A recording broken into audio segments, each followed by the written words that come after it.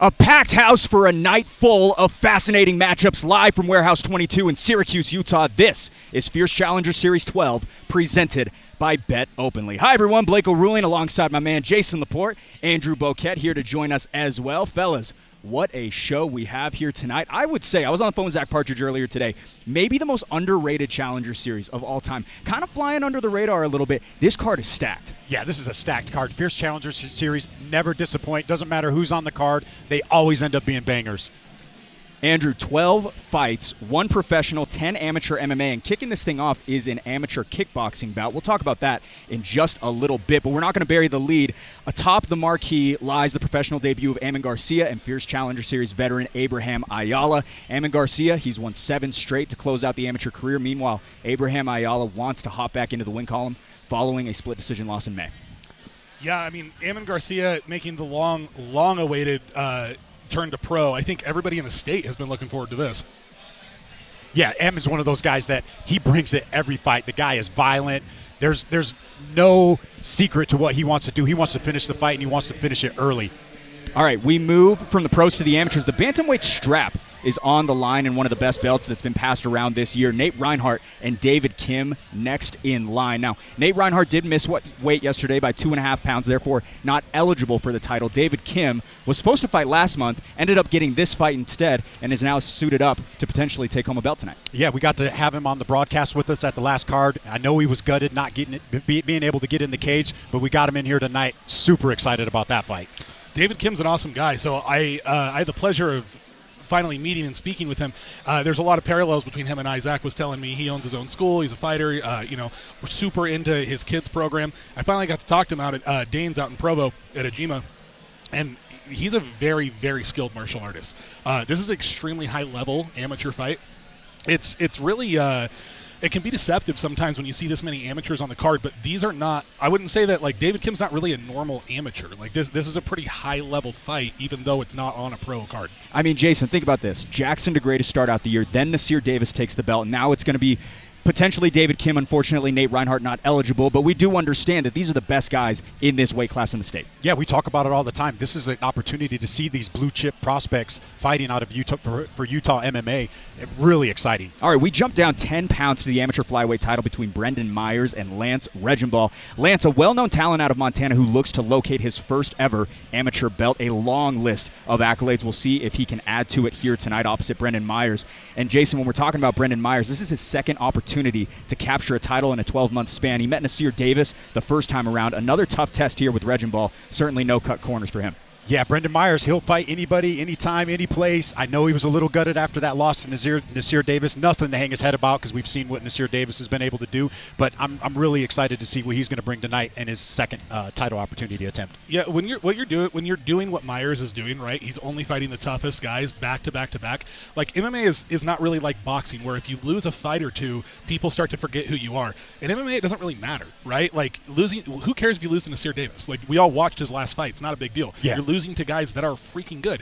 And same thing tonight. Like, he didn't pick an easy fight, which a lot of people would do, right? They'd want to bounce back to a fight where they're guaranteed to win. He didn't do that. And I think it speaks a lot to not only his confidence, but how his coaches feel about him as well. Absolutely stacked main card coming up later on tonight. But first, we got 7 to get through on these prelims. It's going to start in a matter of moments. We will jump inside to Jackson Hoops in a few moments. Thought that we were just about ready to go, but got a couple of things going on, but we will continue to run down a couple of things. Bare Knuckle Fighting Championship was here last night. Some incredible showings by local talent. Andrew, your teammate Mike Jones was incredible. Man, I can't tell you how happy I am for him. So, in my opinion, not in my opinion, just the truth, Mike Jones is the best fighter in Utah right now. I mean, if you look at... He's pound for pound number 1 fighter right now. And he absolutely should. I mean, and if he's, pound for pound number 1 at Fierce, that means he's pound for pound in the state. I'll say it. Mike's awesome, and I was super. Not only did he win, winning's whatever, right? He fought well. That was the impressive thing. He was really intelligent. He didn't just go out there and start swinging. Obviously learned from his mistakes last time and really showed out and showed that, the champions at Fierce, they can cross over. They're talented guys. They can do anything. So, Jason, Dominico Salas stole the show. Dominico was born and bred for bare knuckle fighting. I get a phone call from my dad 5 minutes after Dom fights because he does security at the Maverick Center, just all just happy for Dom. He brought the house down last night. Andrew, I got to say, I've been to the Maverick Center obviously many times to call fights, been there as a fan before. I have never seen a crowd in the palm of a fighter's hand like Dominico Salas. Everyone was rooting for this guy from the moment he walked through the walkway into the time that he got his hand raised. There are fighters that, like, they're your favorite fighter's favorite fighter, right? Guys like Nick and Nate Diaz, who aren't necessarily, they're not, 100% win rate, but they're guys who every single time they go out, they're going to put on a show. And Dominico is one of those guys. I don't know if his opponent knew who he was getting into a bare-knuckle fist fight with. Probably not, because he accepted it. But as soon as I saw that Dominico was on that card, I was like, dude, whoever he's fighting better be pretty damn good, because to be able to beat him in that type of setting, you're going to need a special guy. Jason, I remember last year, Trevor Bradshaw got signed, right? And unfortunately didn't go his way last night, but I remember thinking, he is perfect. The only guy just as perfect in the state of Utah for BKFC, Dominico Salas. Dominico Salas. And we saw what happened when they fought. Yeah. That was crazy. Incredible fight. Yep. I think it was an LFA. Yeah, it was at the LFA fight. You're right. Very right. high-level fight. Brandon Hansvik also getting the win as well. That was a special one. Yeah, I don't think any people were giving Brandon Hansvik a chance in that fight with Troy Dennison, and he came out there and caught him with the big shot right behind the ear and got the win. Yeah, I'm going to be 100% honest with you. I was one of those guys who was not really giving him a shot, but he came out and represented himself really, really well. And I would say in his last fight, his striking didn't look that impressive, and then he came out and did that. And I'm like, okay, well, I guess he's better than I thought he was. Yeah, another guy who brought the house down, Big Zach Cavender, just with a huge knockout, man, and he looked in phenomenal shape. Incredible showing by so many. Utah certainly put on blast last night. 20 local Utah fighters here to showcase their skills. Obviously, the professional fight on the main event as well. 5 coming in from out of state. Top the list, I should say, is Agema. 6 fighters out of Agema fighting tonight. They are the busiest fight team, and they have found success all through 2024. Yeah, they're the busiest fight team. They're the biggest fight team here in Utah. They're probably one of the more well-prepared fighters that come in the gym, and not to say that the other gyms aren't, but they always come to fight anytime you see an Agema fighter on the card. I finally got an opportunity to go out there and spend some time training with those guys. The gym in the mall. I've heard a few things about that, actually. I think it's pretty hilarious how many people heard that and ran with it, I would say, Bokeh. But go ahead. I apologize. Yep. No, I have a way of leaving an impression whenever I'm around a mic. No, I finally went out there, and Dane and Amy were so gracious to me. And I'll tell you, the thing that is making that gym is Dane's dedication to his guys. It's really, really admirable. Sometimes these coaches have been around for so long they can lose that spark. Dane is in the trenches with his guys. Even me, he has no reason to give me attention, right? I'm just out there training with Mike. There's no reason to really pay any attention, and he was just so gracious. Such a great coach. It's super impressive. Yeah, to add on to that, you're seeing other fighters from other gyms. Joe Harrell from Sierra, who I train with, goes down there and trains. I see the Twilla Martial Arts Academy guys out there training down there at Agema. It's just everybody is gravitating down there to Agema to get some rounds in. All right, with that, looks like we are just about ready to go wheels up on Fierce Challenger Series 12. For the first time tonight, inside to the man in the blue suit, Jackson Hoops.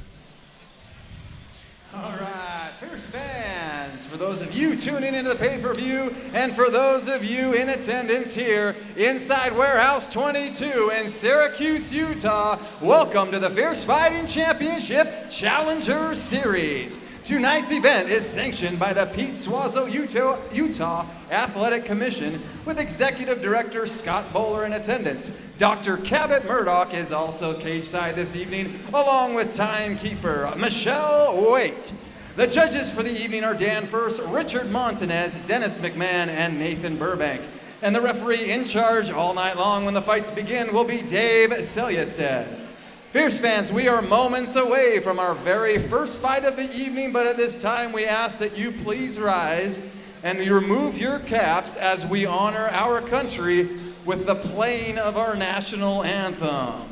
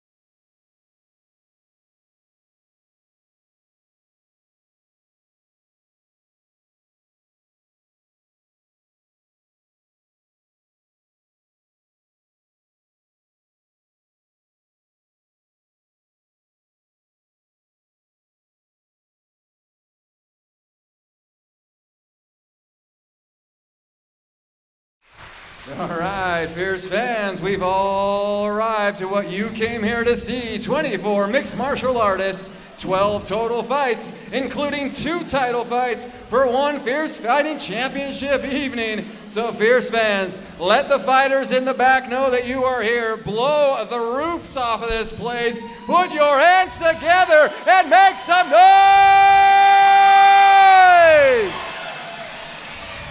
We're going to have a fun evening. Our first fight of the evening is sponsored by Bet Openly. Bet Openly is a platform for peer-to-peer sports betting where users create and take bets on various events. Their model saves you and all of their users measurable amounts of money, both short-term and long-term. Safely bet with anyone. Use instant DFS player prop parlays and bet directly with friends with no fees. Head on over to betopenly.com and win big with Bet Openly. Fierce fans, make some noise and welcome our very first 2 fighters of the evening, Carson Newman and then Kane Iman to the cage.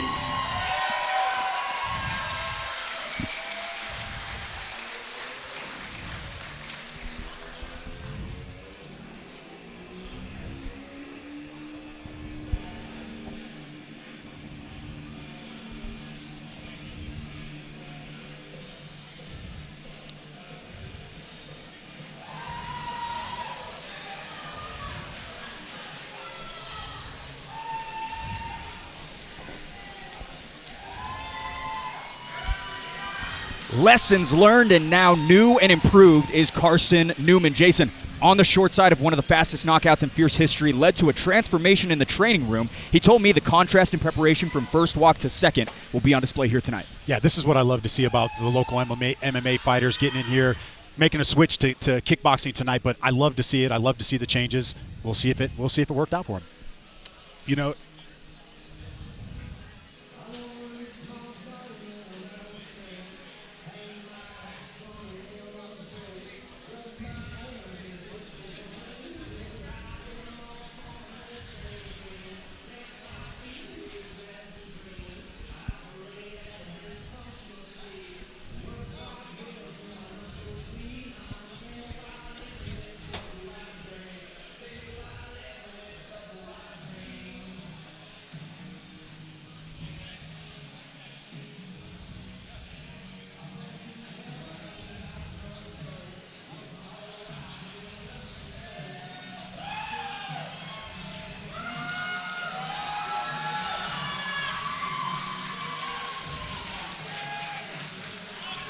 All right, there he is. First steps towards carrying on the career of his father. Enter Kane Iman. Andrew, that last name clearly comes with a lot of heat for the Utah faithful, now set to start his own path here tonight in the kickboxing debut. yeah, just like his dad, he's a pretty big boy, isn't he? 6'5", 238 pounds last night. Let's actually go ahead and pull up that tail of the tape. Presented by Prime Labs. Kane Iman, Carson Newman. 3-year senior is Iman. Also 2 inches taller, will fly by way of Iman. Carson Newman tipping the scales at 255.5 pounds. Iman weighing in at 238. Both fighters to make their kickboxing debuts right now. Let's jump it inside to Jackson Hoops. Fierce fans, this fight is sponsored by Bet Openly. This fight is an amateur heavyweight kickboxing bout scheduled for 3 2-minute rounds. And when the fight begins, the referee in charge will be Dave Selyustad. Introducing the first fighter fighting out of the blue corner, making his amateur kickboxing debut. He stands 6 feet 3 inches tall and weighed in at 255.5 pounds. Fighting out of the pit, SLC, hailing from Salt Lake City, Utah. Fierce fans, make some noise for Carson Newman! And introducing his opponent fighting out of the red corner, also making his amateur kickboxing debut. He stands 6 feet 5 inches tall and weighed in at 238 pounds. Fighting out of Team Link, Utah, hailing from Ogden, Utah. Fierce fans, make some noise for Kane Iman! First of 18 tonight is Kane Iman in the red gloves. Following suit is Carson Newman in the blue. This amateur heavyweight kickboxing bout to kick off Fierce Challenger Series 12 is brought to you by Bet Openly. Peer-to-peer sports betting, perfectly legal, right here in Utah. Bet Openly, an official sponsor of Fierce FC. Kane got a pretty good pop there from the crowd.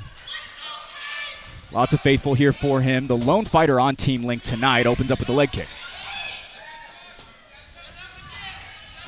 Nearly 500 pounds of force drops Iman on the exchange there for Newman. successful thus far.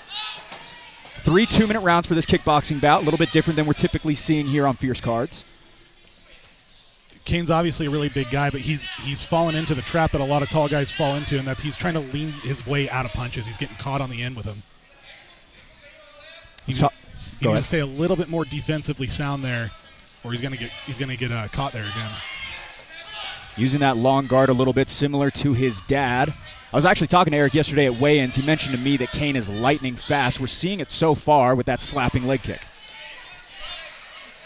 Yeah, he's got to keep that left hand up. Carson's caught him a couple of times with that right hand. These guys are throwing pretty heavy leather here. They're some big boys. Yeah, they are. You know, there's a very good chance that Kane has, I don't know if I'd say grown up, but spent a lot of time in the gym, because his dad obviously is a pretty well-known fighter in Utah. And our sport is not necessarily old enough for big shots here against the cage. Newman was buckled for just a moment. Andrew, go ahead. Big shot. Kane dropped him with a big overhand. Couple of knockdowns in favor of Iman. Has him leading the dance thus far. Getting a quick count and a talk from Dave Sellistead. All 13 assignments here tonight, or 12, I should say. Kane's dad is telling him, Eric is telling him to go right after him. Says you got him hurt, finish him. Yeah, he's found his range now. He's landed shots pretty much at will. There's a nice 1-2 again down the middle. Back to it. Another drop down has this place in an absolute frenzy. 15 ticks to go, round 1. What a great first round. We've already had 3 knockdowns.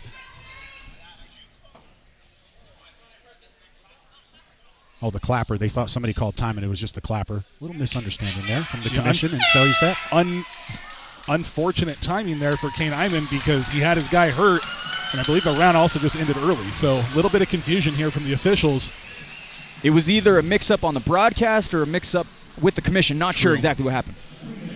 Regardless, very good for Carson Newman, because he was not in a good position there and may have just gotten saved a little bit. Yeah, Carson started the round really good. He dropped Kane, and then Kane came back and started finding that distance and started landing some big shots. I think Kane is just a little more physically imposing than Carson is, and as this fight is not necessarily a super technical battle on the feet, they're kind of slugging it out. I think the more physical person is going to be the one that's going to come out on top here.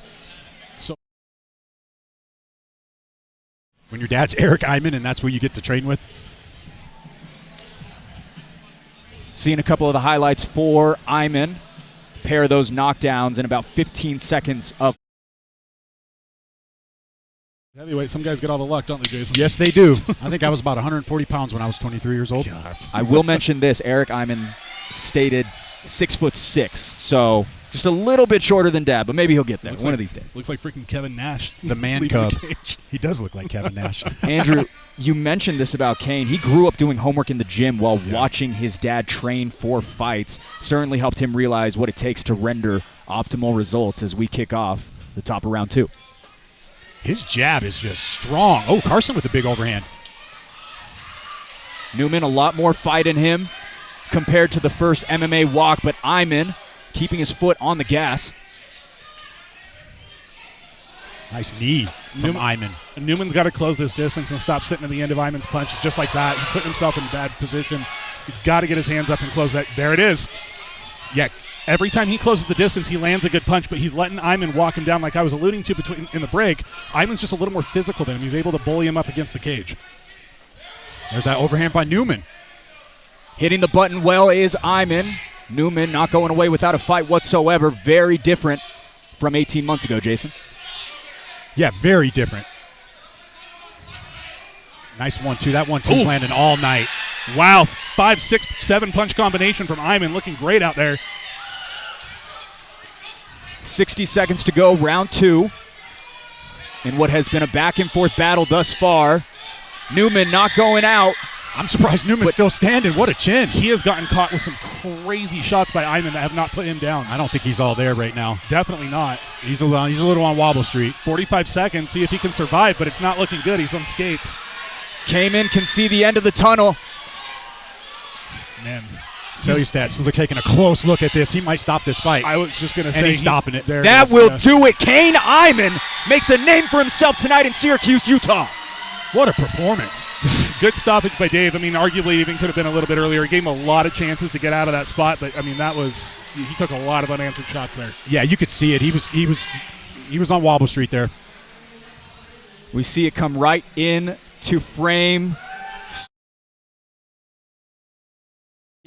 We got this replay really quick as well, presented by Bet Openly. Andrew, take it away. Yeah, so Newman's he's hurt bad here, right? And Iman knows it. He smells it. His dad's yelling at him to put him away. And just too many shots, right? Like, especially as an amateur, they're always going to protect. Okay, I get it. You can't take that many unanswered blows. And especially as an amateur, you got to protect the guys. Carson Newman certainly disappointed, but I think I said it a couple times throughout. Put up a fight very similar, or very different, I should say, than when we saw him back in February of 2023. Now, I know a lot better. I know it said it was the debut for both these guys, but for Kane, I believe this was his combat sports debut. Is that correct? It was his combat sports debut. Yeah, Carson does have an MMA fight, is what I'm saying. So pretty awesome, right? Because what that tells me is that his dad, who is no stranger to combat sports, is kind of watching him come up and saying, instead of taking an MMA fight, I think it'd be better for you to take a kickboxing fight. Get in the cage, right? You're still fighting in the cage, which is going to be invaluable because when he inevitably ends up switching to MMA, which I'm sure he will, he's going to have that experience of fighting in this type of ring. I would guess that his dad is grooming him to turn into a fighter, and a lot of times we see the sons of these fighters end up doing a lot better than their dads because they've had more time to train and they have all of the experience their dad has, right? Plus youth. Started training with him at 5 years old. About to get his hand raised for the very first time. With that, to make it official, here's Hoops. Fierce fans, referee Dave Saliaset has called a stop to this contest at 1 minute 31 seconds of the second round, declaring the winner by TKO, Kane Iman.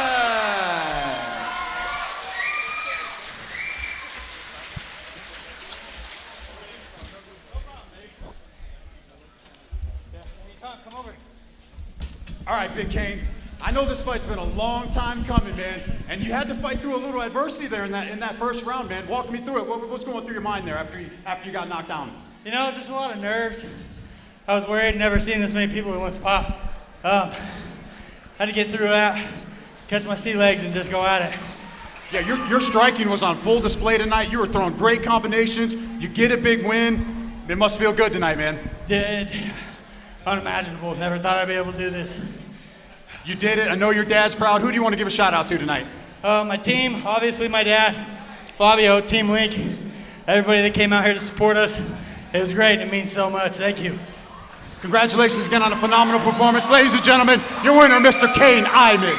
Hey Fierce fans, Kibble Davis here with Prime Labs. We are now the official lab testing partner for all of Fierce Fighting Championships fighters. We provide a combat trio for all fighters across the Wasatch Front, as well as if you want to get in the best shape like one of your favorite fighters, we provide many comprehensive blood panels. All you have to do is click on the link or text 385-645-7400. Whether you're a fighter or just someone that wants to take charge of their own care and looking to address a lack of sleep, fat gain, or even muscle growth, Prime Labs has different panels for all financial situations. So please shoot us a text at 385-645-7400, scan the QR code, or please go to the website and come check us out.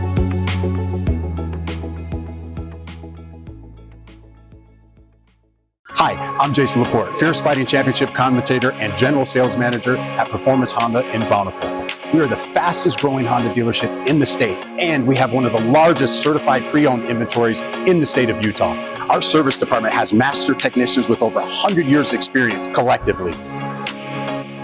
Bienvenidos a Performance Honda Bountiful, donde los atendemos en español y les ponemos una sonrisa todos los días. Visit us at 2215 South 500 West or performancehondabountiful.com.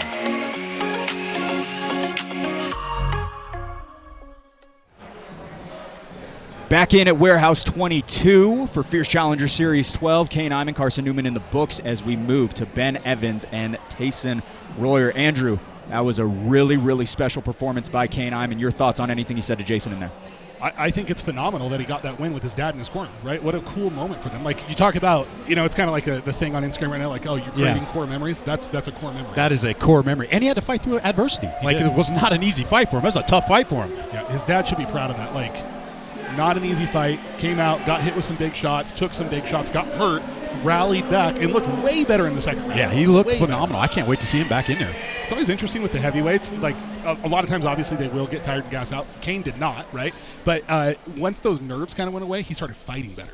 Started landing those, I think he landed like a 9-punch combination up there against the cage. So pretty cool. And, awesome for Eric, too. To raise your son and, from the time he's 5 years old training to fight and then have him win his first, what a cool thing. What a cool thing to experience. 11 MMA bouts await us inside. We won't make you wait any longer. Here's Jackson Hopes. Pretty hot. Fierce fans, our next fight of the evening is sponsored by Regal Mains. They have created products that will make your beard softer, stronger, more manageable, and smelling distinguished. No more yellow stains on your neckline from cheap oil, and no more waxy stiffness from pointless balm. Stop wasting time in the shower and be sure to condition your beard with their exclusive Beard Tamer at Regal Mains. Fierce fans, make some noise and welcome Tyson Royer and then Ben Evans to the cage.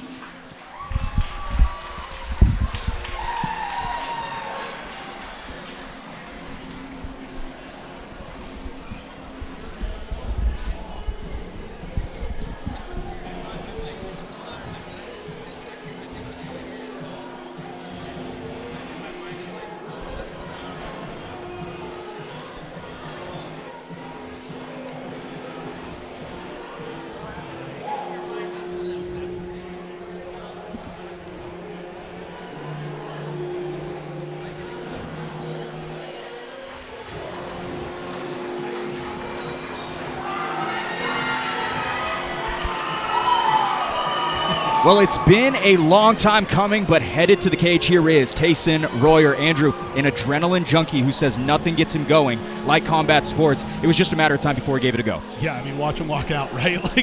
You love to see that when a kid's walking out and he's got the blonde hair, his hands are up in the air, he's cheering on the crowd. It's freaking awesome. He's probably about to put on a performance, right? Yeah, first fight, that kid's got all the confidence. Jason, not his first rodeo, considering he's 2-1 in boxing smokers that he's participated as well.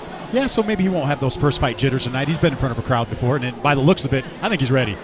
Boxing is a phenomenal, in my opinion, it's a phenomenal way to make your debut into combat sports because it's such a physical sport, right? Like you're fighting. Boxing is a fight. Jiu-jitsu you can't really call a fight. You're not getting hit. It's not the same thing.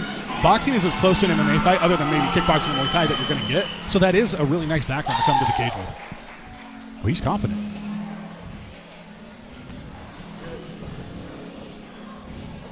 These young guys don't know any better, Jason.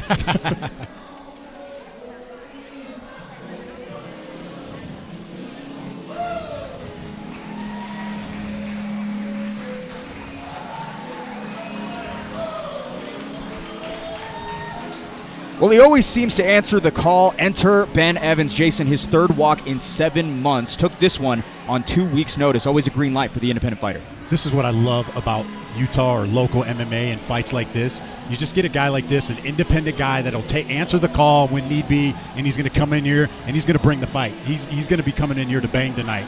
This is what I love. And if you remember from his last fight, he had a thudding right hook late in the fight that turned the tides for a moment versus Julian Gomez. Oh, yeah. Now, this kid is coming to fight tonight. Don't let the record fool you, the 0-2 record. Don't let the independent record fool you. This guy's a fighter. All right, let's go ahead and see what flies off the film as we pull up our tale of the tape presented by Prime Labs. This amateur featherweight bout between Ben Evans and Tyson Royer. Evans, 10 years senior, also 3 inches shorter is Evans as Tyson Royer stands 5'8". Ben Evans weighing in at 138 pounds, well under the featherweight limit. As for Tyson Royer, 143 for him. Evans with a record of 0-2. Royer to make his debut in a matter of moments. With that, we'll go back inside for fighter intros.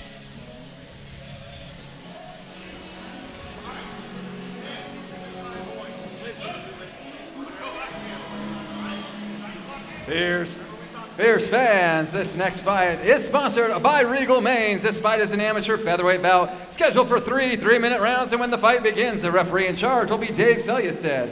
Introducing the first fighter, fighting out of the blue corner, making his amateur debut. He stands 5 feet 8 inches tall and weighed in at 143 pounds. Fighting out of TDF, hailing from Preston, Idaho. Fierce fans, make some noise for Tyson the Phantom Royer. And introducing Introducing his opponent, fighting out of the red corner, holding an amateur record of 0 wins and 2 losses. He stands 5 feet 5 inches tall and weighed in at 138 pounds. Fighting as an independent fighter, hailing from Payson, Utah. Fierce fans, make some noise for Ben Evans! Third rep for Ben Evans in the red gloves. First rep for Tayson Royer, who will swing with blue. This amateur featherweight bout is brought to you by Regal Mains, with products that will make your beard softer, stronger, and smelling distinguished. Choose Regal Mains, an official sponsor of Fierce FC.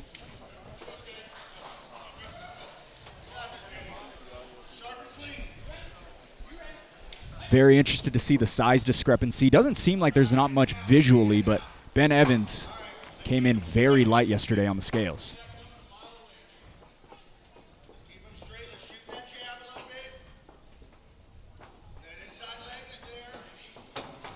Royer sort of walking him down. I think he's trying to steer him into that right hand. The composure from Royer.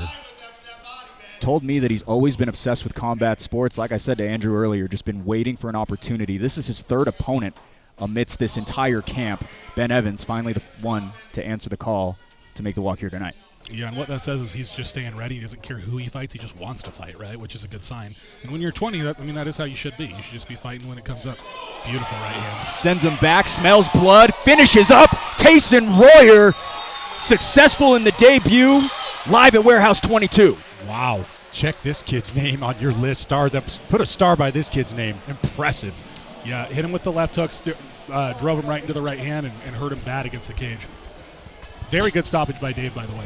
Very, very good stoppage. Didn't let the amateur take too much punishment. Called it off when it was needed to be called off. I like that. Top Defense Fitness in Logan, Utah. A new gym, but 2-0 already this year under the Fierce banner. Tayson Royer gets it done tonight. Jackson Judd did it earlier in June. With that, it seems like we got a new interesting gym on our hands, Andrew. That's pretty awesome. What a phenomenal way to start your gym, right? 2-0 at Fierce Fighting Championship. I mean, it doesn't get much better than that. Pretty killer. Looks like we are just about ready with that replay presented by fascinating finish here to close it up. Yeah, like blistering right hand and very shots, picked him, didn't rush the finish, just like picked his moment and jumped on it. Very, very good. All right, let's jump back over to Jackson.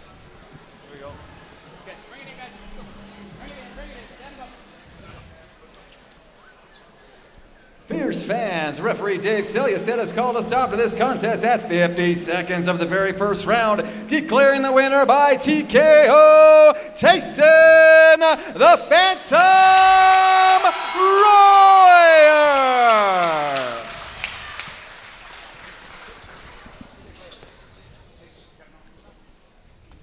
You got to do an interview, man. We get to interview you. That did not look like a debut fight, Tayson. That was a phenomenal performance, quick knockout. Was that the plan here tonight, to come in here and just make quick work? Well, he wanted to grapple with me. That would have been fine. I would have same outcome. You know what I'm saying? But no, I've been training super hard for this.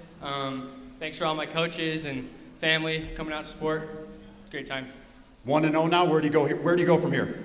I'm gonna go to Post Malone concert tomorrow, so we'll see there, and then get back in the freaking gym, dude. I love it. Anybody want to give a shout out to? No, shout out to my family, my coaches, my sparring partners, Jackson Judd, Tanner Spillman, Rob Hunt. Give it up for your winner, Tayson Royer.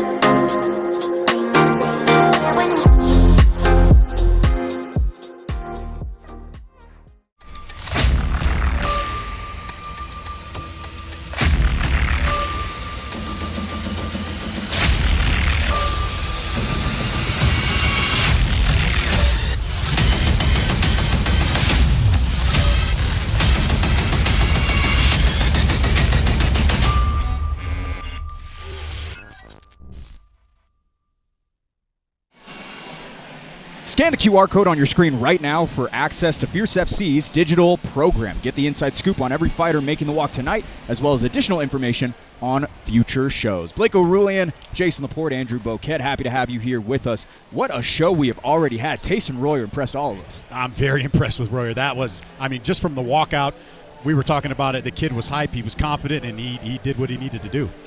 Yeah, very clear that his experience in boxing matches paid off there. It's never, it wouldn't have been a super impressive win, in my opinion, if he would have came out and beat a guy who's an independent, just ran him over, rushed him right away, just killed him. But he didn't do that. He took his time, waited for his shots. He was very disciplined, and he's only 20. Calculated and crisp, no doubt about it. Following suit is going to be Nick Lavulo and Trace Thompson at 205 pounds. Let's bring them out with Jackson Hoops. Fierce fans, our next fight of the evening is sponsored by Larklean, providing affordable, sustainable, and ecological cleaning supplies. This family-owned business understands the importance of a clean and healthy living environment for your loved ones. Fueled by the desire to create a safer home for their children, they developed their signature effervescent cleaner and powerful disinfectant. A cleaner home for a cleaner earth starts here with Larklean. Fierce fans, make some noise and welcome Nick Lavulo and then Trace Thompson to the cage.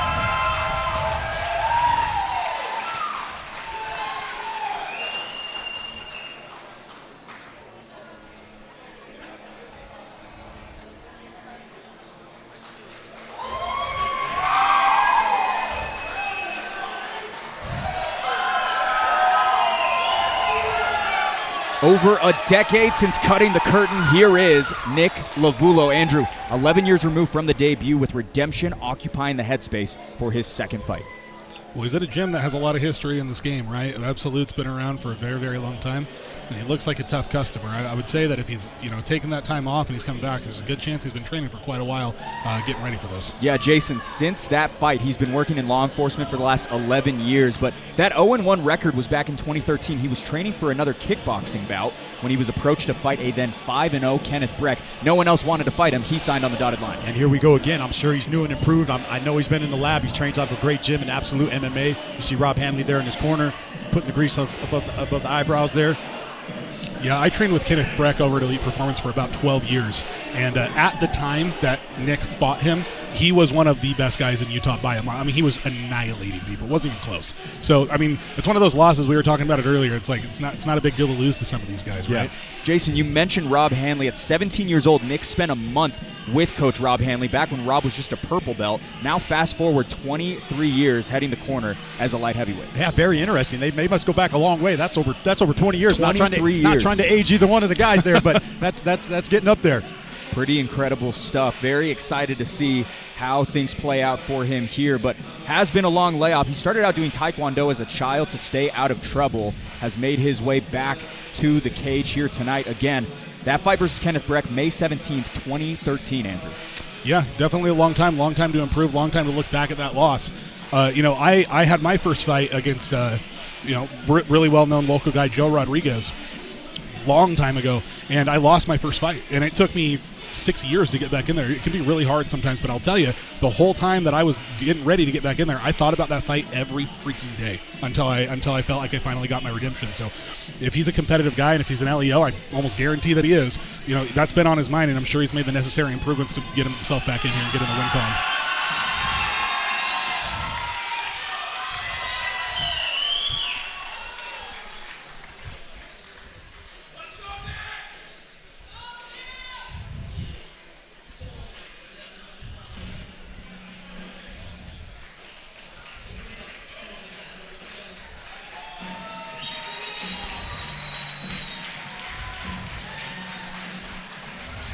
He's got us all bopping our heads. All right, many years on the mats, but now the transition to the cage commences for Trace Thompson. Jason, a Greco and freestyle state placer out in California, historically an optimal background for a debuter. Yeah, it's a great background to have, and having that wrestling background, training in Agema. He's walking out to Mob Deep. I'm already a fan. Can't wait to see what Thompson does in the cage tonight. Yeah, Andrew, he didn't mince a lot of words with me, but he did tell me that he has total faith in his wrestling background and will lean into that heavily as he tests the waters of MMA. Yeah, typical wrestler, right? Not a whole lot for words, but they want to get in there and mix it up.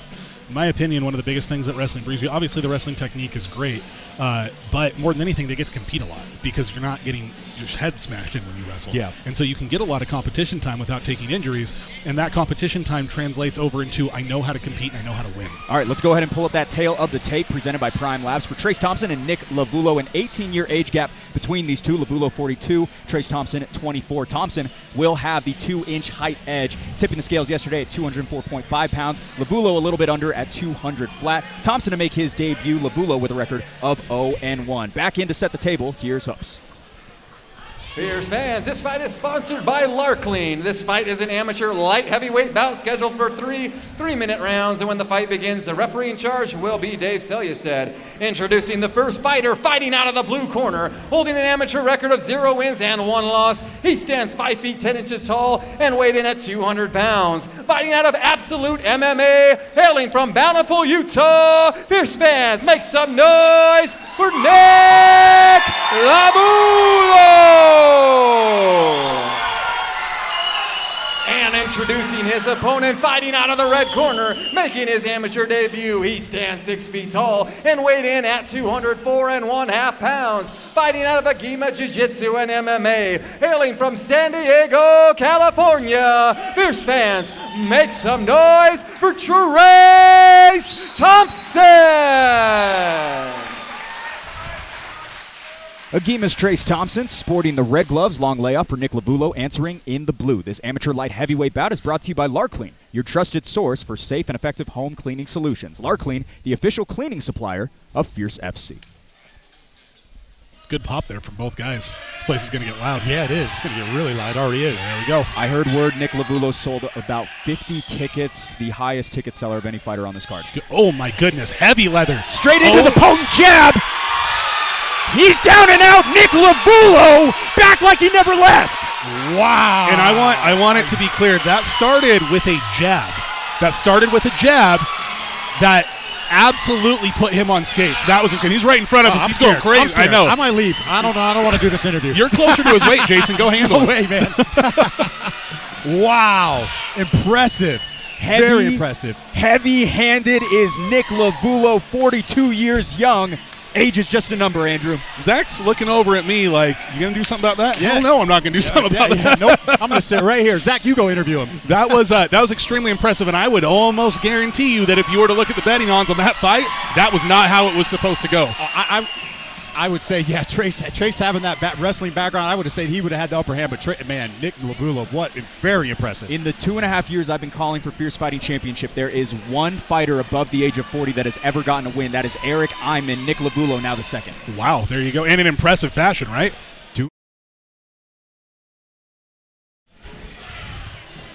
Here we go. We're going to watch that left hand. Boom. Hard left hand. Follows it up. Heavy leather here up against the cage. Fight's over. Dave tried to get to him as fast. A little too quick. That was an extremely impressive and extremely fast finish. No wrestling needed for that one. Nick Lavulo, statement made in the sophomore slate. Got Syracuse in a frenzy here tonight. Having a quick conversation with president of Fierce FC, Cody Bunderson, giving a quick little look-alike in Hollywood. All right, we're going to make this one official with Jackson Hoops. Fierce fans, referee Dave Selyustad has called a stop to this contest at 9 seconds of the very first round, declaring the winner by TKO, Nick Lavulo!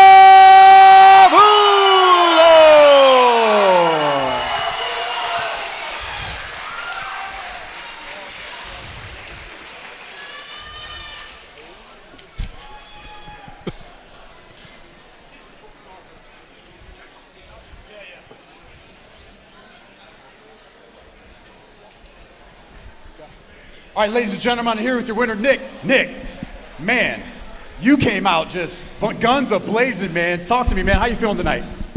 I'm feeling not so old. I'm the oldest guy on the card, 42. So I can still fucking move, right? But no, I feel good. Feel good. I want to take a look at the screen over here, and I want you to walk me.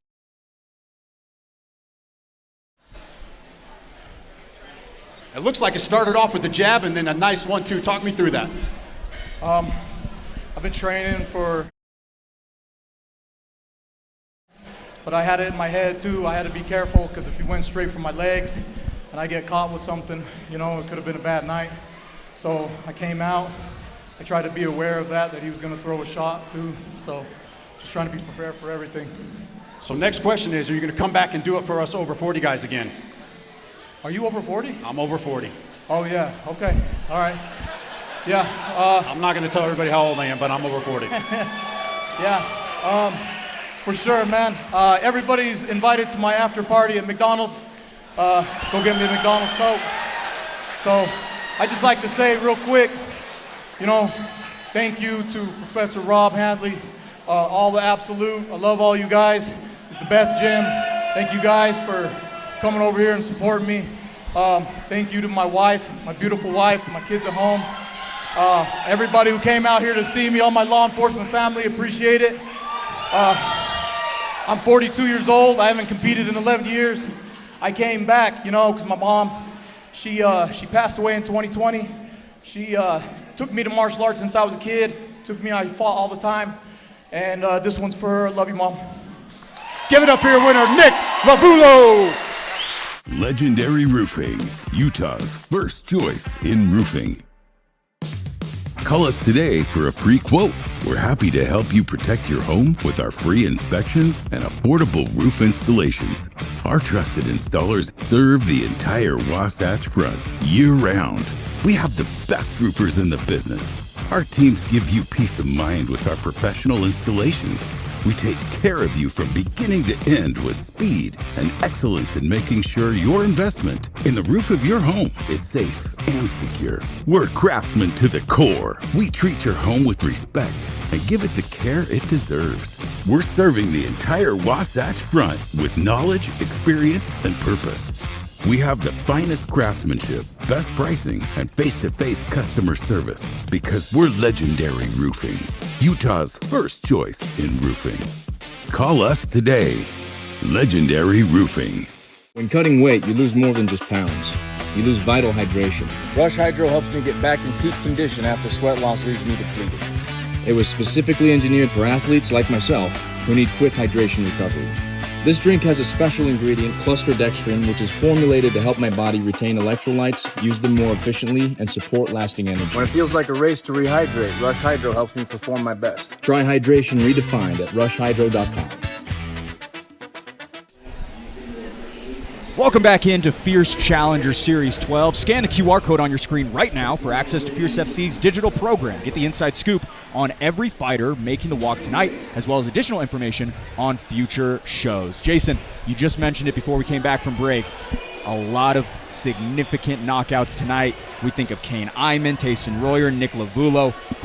Quick nights at the office, and very, very impactful finishes. If you were listening at the top of the broadcast, we all talked about how this card flew under the radar a little bit. It's not flying under the radar anymore, I promise you that. Well, and I'll also say this, Andrew, right before, the fact that those are the names that people didn't even know. We have so many that have very, very long resumes upcoming in the coming hours. Yeah, this is a phenomenal way to start off a card. I want to say about Nick Lavulo, by the way, before we get on to the next fight here. Keep in mind he weighed in at 200 pounds, which means he can make middleweight.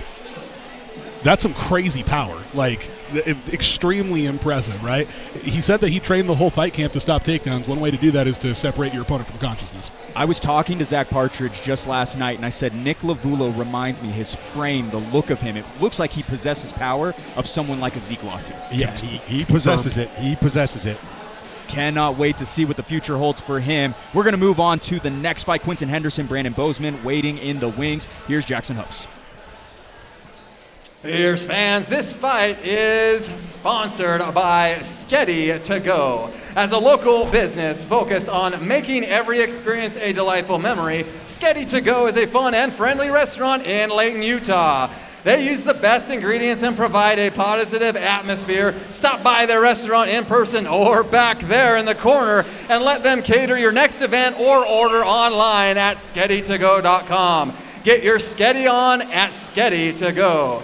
Fierce fans, make some noise and welcome Brandon Bozeman and then Quentin Henderson to the cage.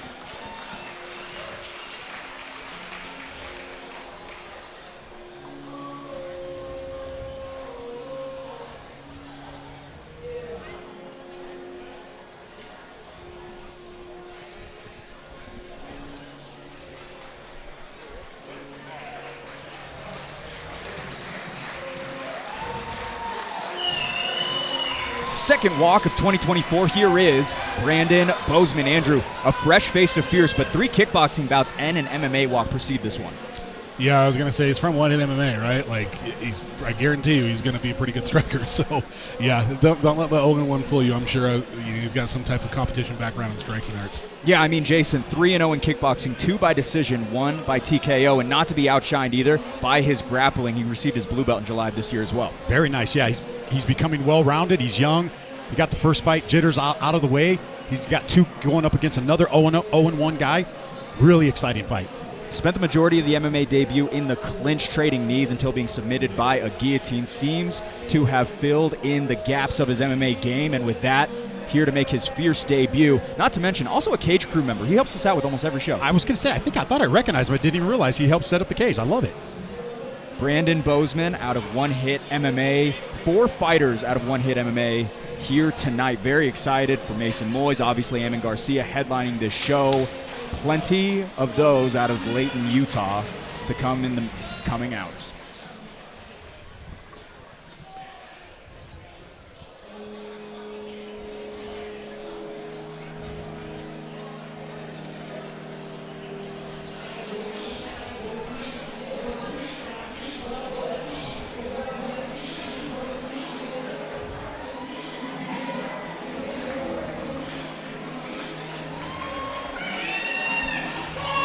Same spot, looking for different outcomes. Enter Quentin Henderson. Jason, 9 full minutes of a back-and-forth fight finds him with the MMA experience edge coming into this one. Yeah, that's huge. You go 9 full minutes. That's a huge one-up for Quentin Henderson coming into this fight. He's gone full nine minutes. He's kind of got through those jitters. This is a really great matchup tonight. Yeah, and Andrew, stout submission defense as well. Countless tough spots in which he fought out of versus Michael Murdoch. That's why it's so important to have cage time, right? So if you're an amateur and you're 0 or 1-0 or even 2-0, sometimes 3-0, sometimes those fights can come fast at the amateur level. You might only have a combined 1 minute of cage time. Having 9 minutes in your very first fight, I'd say that's significantly better than even winning your first few. All right, with that, let's go ahead and see what jumps off the film for this Tale of the Tape, brought to you by Prime Labs. Quentin Henderson, Brandon Bozeman. Bozeman, the older man by 2 years. The height advantage will also fly by way of the one-hit fighter. Quentin Henderson tipping the scales at 183.5 pounds. Bozeman a little bit less at 181.5 pounds. 0-1 in both parties. And with that, we'll go inside to kick this one off with Jackson Hoops.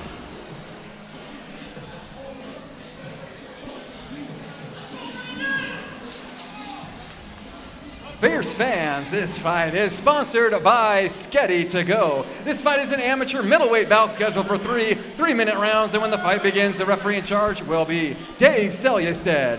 Introducing the first fighter, fighting out of the blue corner, holding an amateur record of 0 wins and 1 loss. He stands 6 feet 3 inches tall and weighed in at 181 1/2 pounds. Fighting out of One Hit MMA, hailing from Clearfield, Utah. Fierce fans, make some noise for Brandon Bozeman. And introducing his opponent, fighting out of the red corner, also holding an amateur record of 0 wins and 1 loss. He stands 6 feet tall and weighed in at 183 1/2 pounds. Fighting as an independent fighter, hailing from Carlin, Nevada. Fierce fans, make some noise for Quentin Henderson. Back at Warehouse 22 is Quentin Henderson in the red gloves, the well-traveled Brandon Bozeman in the blue. This amateur middleweight bout is brought to you by Sketty to Go. Quality spaghetti without the wait. Open now in Layton, Utah. Sketty to Go, an official sponsor of Fierce FC.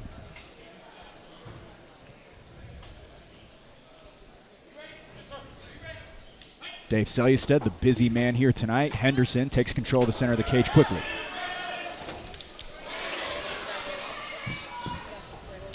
Heavy heaving early on both sides. A strong knee by Bozeman, but locked up by Henderson now.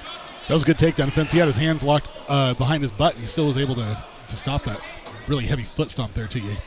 Always makes you cringe when you see it, doesn't it? Quentin Henderson, the aggressor right now, was taken down in the first 17 seconds of his last fight, but shot immediately back up. Certainly a wrestler in his own right. Right in front of the broadcast booth here. Dave giving a big warning about grabbing that cage. Still able to get the takedown. Henderson able to step over, finds his way to a top half. Very similar to what we saw versus Micah Murdoch. A lot of scrambles in that one, Jason. Yeah, a lot of scrambles so far. Bozeman staying composed on the bottom, getting his frames in. Good job getting himself back there to guard, protecting himself. Raining down a couple of blows, able to slow it down is Bozeman. It's really tough when you're hemmed up against the cage like this because you can't rotate your hips. You're kind of stuck.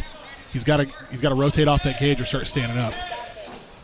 Henderson on him like a wet blanket, now targeting the back. There's a really good transition to back control there. Very clean. Doesn't look like an independent right now, does he? No, he doesn't. And it looks like he's going to get this rear naked choke. Punching his way into the grip, a little bit over the chin as Bozeman fights back the hands. Bozeman doing a good job fighting this. Yeah, this 2-on-1 is essential, right? This is a very, very good way, especially in mixed martial arts where you have the gloves. It's a really, really good way to stop that rear naked choke from coming in. Unfortunately, it doesn't do anything for the other hand, smashing your face, but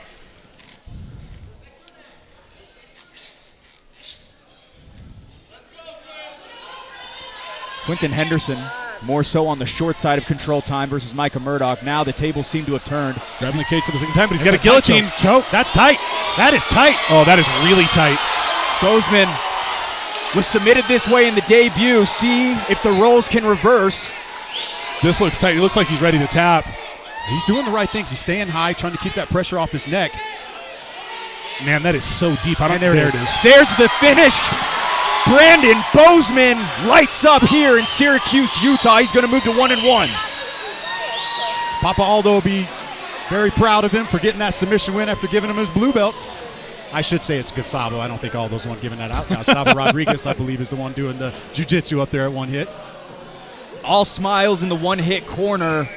What a way to come back, Andrew. It looked like he was dead to rights. He was not in a good spot. He was on the wrong side of back control there, and it looked for a moment in front of us like he was going to get choked out, but he survived it, fought 2-on-1, got himself up against the cage. Got some pretty stiff warnings there from Dave for grabbing the cage, but hey, at the end of the day, if you're not cheating, you're not trying, and it worked out for him. So, quick embrace on the side of Quentin Henderson. Moves to 0-2, but has been competitive in both fights. Micah Murdoch, that was a close decision. This one, again, it seemed like he had the upper hand. Brandon Bozeman able to find his way to the submission. And with that, shows off for the camera a little bit with his first ever MMA win. Yeah, was winning right up until the moment he lost, right? Controlled the entire fight, good positions. And honestly, I think a lot of guys would have tapped a lot earlier to that choke. He tried to power out of it, but at the end of the day, he was just a little too deep. Handful of fights in, we have not seen stools yet. First round finish after first round finish. That's the first submission we have seen. But it's been a quick night so far, Andrew. It has, and you know that I love my submissions, so you like to see that. You know, I'm always a big advocate of amateur fighters grappling, and the reason for that is because sometimes those nerves will have you come out and just start throwing leather, doing stuff that you wouldn't normally do in the gym, like leaning back, and that grappling allows you to kind of slow down the pace and implement a better strategy. All right, prime to announce the winner. We'll go back inside to Jackson Hopes.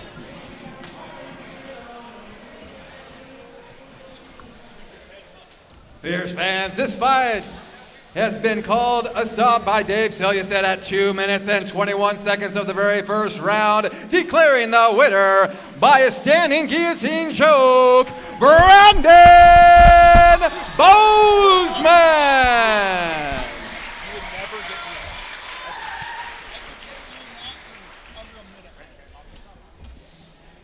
Brandon, that was an impressive performance, man. You had to fight through a little adversity there. You got the takedown. You stayed very well composed. Kind of walk me through that, man. So all I knew was I needed to get up and get to the side of his guard. As soon as he took my back, though, I was kind of stuck until I got the choke out. And then I could kind of scrape myself off the fence. Once I got up, I was chilling. He wanted to go for the takedown again. And that's when I saw his head right here, slipped under, got the ninja choke, call it a night. Beautiful performance. And did I hear this right? Did you just get your blue belt? Yes, sir. Congratulations on getting your blue belt. You're 1-1 now. You got your victory. Where do you go from here, man? Well, we'll have to see. 170 might be in trouble. 185, definitely in trouble. So come and get some. I love it. Anybody want to give a shout out to tonight? Hey, my family, my boys, Vince, Aldo, all the boys at One Hit. Y'all put some hard rounds on me, made me really work, and I appreciate y'all. Give it up for your winner, Mr. Brandon Bozeman. 21 fights in 2 weeks. I think we're the first show in the state of Utah to do back-to-back weekends. About as good as it gets. What a show we have to look forward to. You don't want to miss this kid.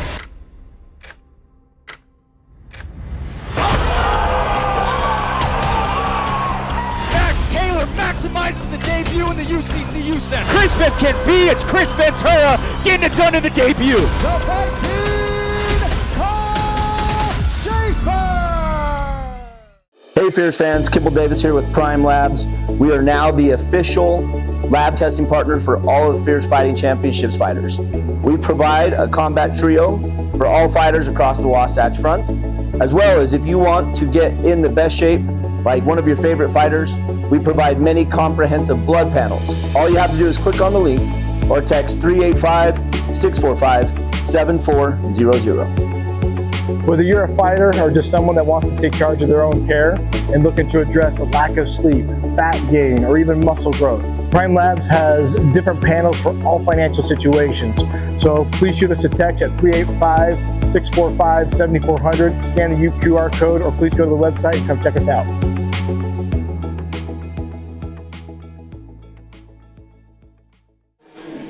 Back inside Warehouse 22, 4 for 4 on first round finishes thus far, Jason. It has been an electric night. That submission was no different. Yeah, very impressed with the composure. Look at this, that ninja choke. That was tight. He snatched that neck up quick. Gustavo with the... Yeah, I was incorrectly calling it a guillotine just out of the excitement. It is a ninja choke. The only other person I've actually seen get that in MMA is... Archers did get that ninja choke. I remember that. Couple of months ago. All right, we are going to move over to 115 pounds. Already to the fifth fight, Mally Rahimian, Sammy Odekirk, as we wait out with Jackson Hoops. Fierce fans, our next fight of the evening is sponsored by Sprinkle Berry Cakes and Desserts, located in Clearfield, Utah, and right over there. Sprinkle Berry Cakes and Desserts by Raquel is the place to go for all things cupcakes, pies, custom cakes, desserts, and more. For your weddings, birthdays, special occasions, or even if you just have a sweet tooth you need to take care of, stop by Sprinkle Berry Cakes and Desserts. Fierce fans, make some noise and welcome Mally Rahimian and then Sammy Odekirk to the cage.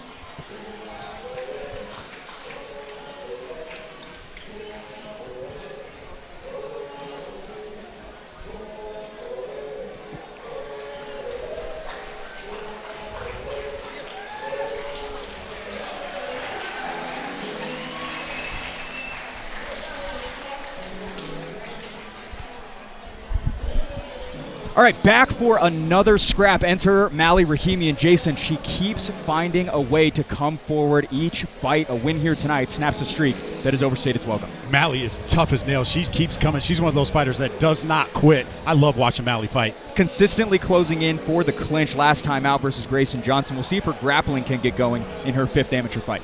Yeah, we'll see if she can put that together. She took a loss in that last fight, but she's back. She's been training hard. I expect to see an improved fighter tonight. The last girl she fought was an absolute dog. Let's just be clear, right? Like yeah. that was a hell of a fight. And you know, when you get in there sometimes, and those fights are a little harder than you anticipate them to be, it can do things to your brain. The better fighter doesn't always, or I should say, the more skilled fighter does not always win. Sometimes the better fighter will win, right? Mally has an extensive history in judo, and I'm sure that's going to be her game plan to get that going tonight.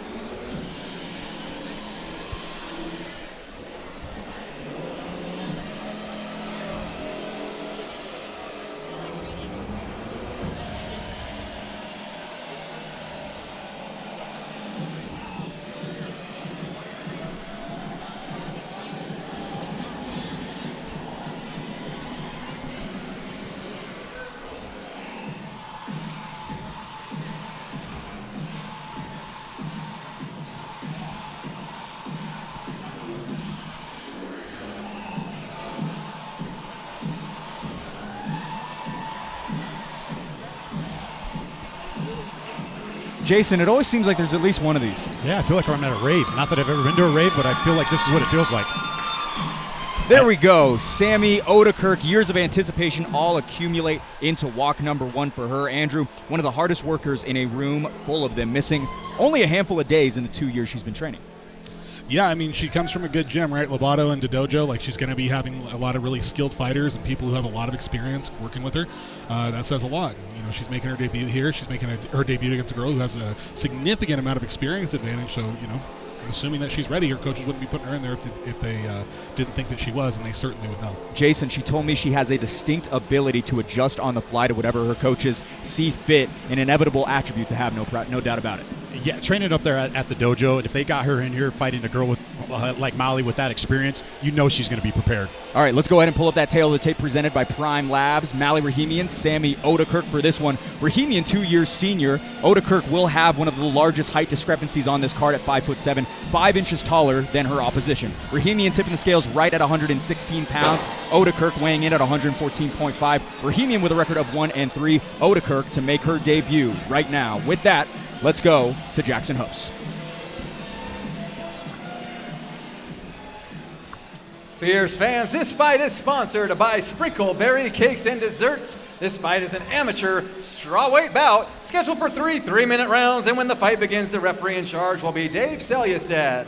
Introducing the first fighter, fighting out of the blue corner, holding an amateur record of 1 win and 3 losses. She stands 5 feet 2 inches tall and weighed in at 116 pounds. Fighting out of 4-7 Training Center and UCTC, hailing from Salt Lake City, Utah. Fierce fans, make some noise for Mally Mad Skills Rahimian.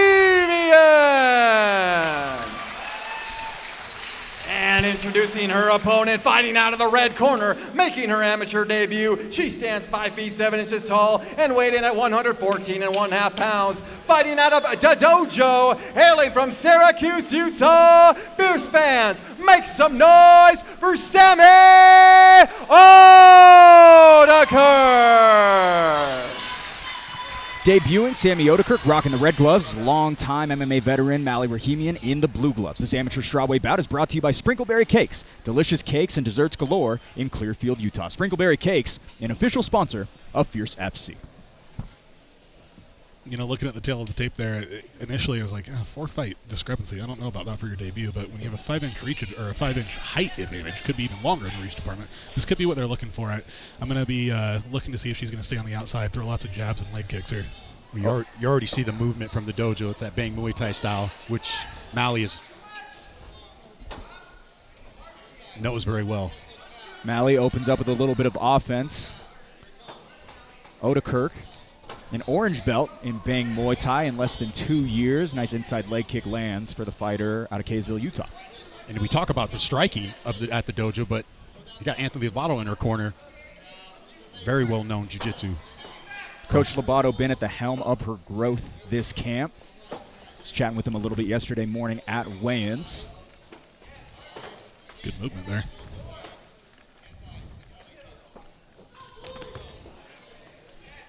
Rahimian hits the button a couple of times. Odekirk, I think, is looking to be a little bit more technical here. Mally's kind of just running her down, but it's working so far. Oh. Stepped into that one, missed. Rahimian does land. Inside leg kick lands once again for Odekirk. This is where I feel that experience kind of plays into fact. When you've had those fights, you can kind of, you see Mally, she'll walk through those shots. She'll take one to give one. Odekirk's done a handful of really slick things, like she switched stances and threw an overhand left. It just might not be enough volume of it to deal with what Mally's giving her right now, because I would say Mally's certainly getting better at these exchanges. Stiff shot landed. Jason, I'm impressed so far. We typically see Mally in the grappling department more so this time around, more so mixing up the weaponry with the strikes. Big shots from Odekirk. Impressive, though. She didn't try to jump on her right away, right? She's not letting the nerves get to her. A lot of times those amateurs, when they're making their debut, they land a good shot and they just swarm. But she's staying very composed. Poised and patient, utilizes the length once again. Rahimian looks to counter. Back to the center we go. I'd really, really like to see Mally mix it up, if only just to get it on Odekirk's mind that she's willing to grapple a little bit with her. Sometimes that can allow you to, land your strikes a little easier, especially here against the cage. 45 seconds to go, round one. A little bit slower pace, a little bit easier to call as well, I would say, fellas. Yeah, a very nice adjustment, if you ask me. Oh, big shot by Odekirk. Odekirk rings the bell, puts Rahimian in a compromised position. 32 seconds left here. Mally needs to survive, but her eyes absolutely rolled in the back of her head, and that choke is now in. That's deep. It is deep, but short time left. Let's see what happens here. Chasing the back. Seems to have the inside lane is Odekirk. 18 seconds to work. Mally needs to get her back to the mat here. She's working. She's working it. Yeah, she's doing the right things. But There it is! Another first round finish. This one for Sammy Odekirk. Little contention in the cage here. I don't know. Oh my goodness. She is cut up. Is that her blood or is that Mally's? It looks like it's her blood, but I can't tell from where. She looks like the bridge of the nose. Mally was cracking her with right hands when she was coming in, so I'm not sure what happened there at the end. I don't know that Mally tapped. It looked like she was working her way out, and maybe the referee stepped in. Yeah, I believe she was out is what it was. Okay. It looked like she was out. She went out and then came right back, maybe. That's what I saw. We've got the replay as well. Maybe we can I bet openly. Andrew, it's all yours. So we see here, hard right hand, hurts Mally, puts her down, swarms her, puts her against the cage. That's where she gets that RNC grip on her, starts working to the back. I'm interested to see when we get here to the ground. I mean, this is in as tight as it gets, and credit to Mally for not just tapping out right away, because this is obviously not a good spot to be in. Let's see here if we can see if she does go out. She's trying to do the right things here. She's getting her back to the mat. I don't know about that one, Blake. For that, we're going to make it official with Jackson Hopes.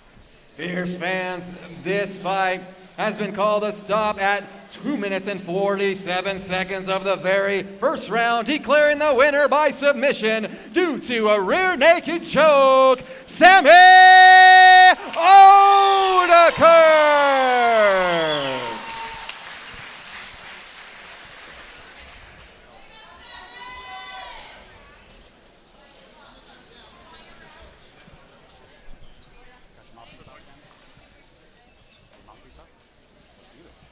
All right, ladies and gentlemen, here with your winner, Sammy. Very impressive performance. You stayed very well composed. You did not look like a debut fighter in there tonight. Kind of talk me through that finish there.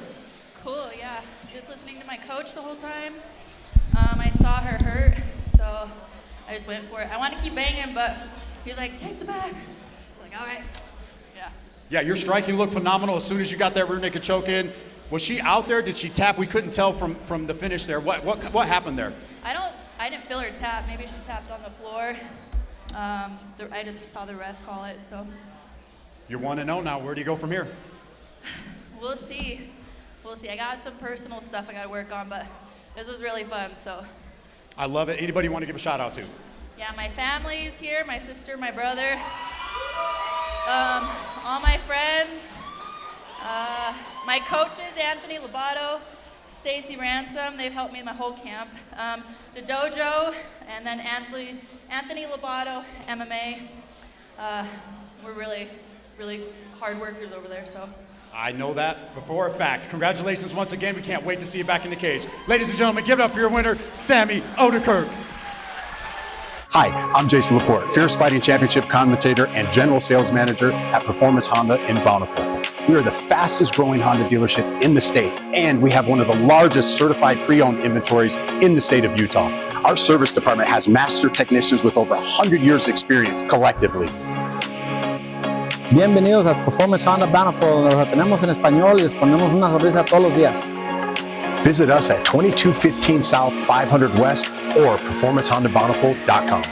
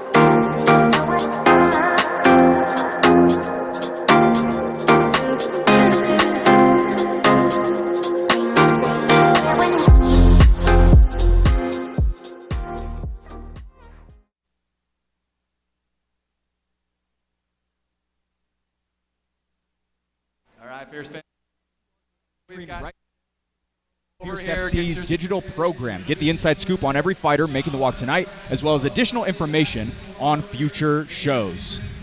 Well, the first round finish streak continues on. Seems like there's a little bit of controversy.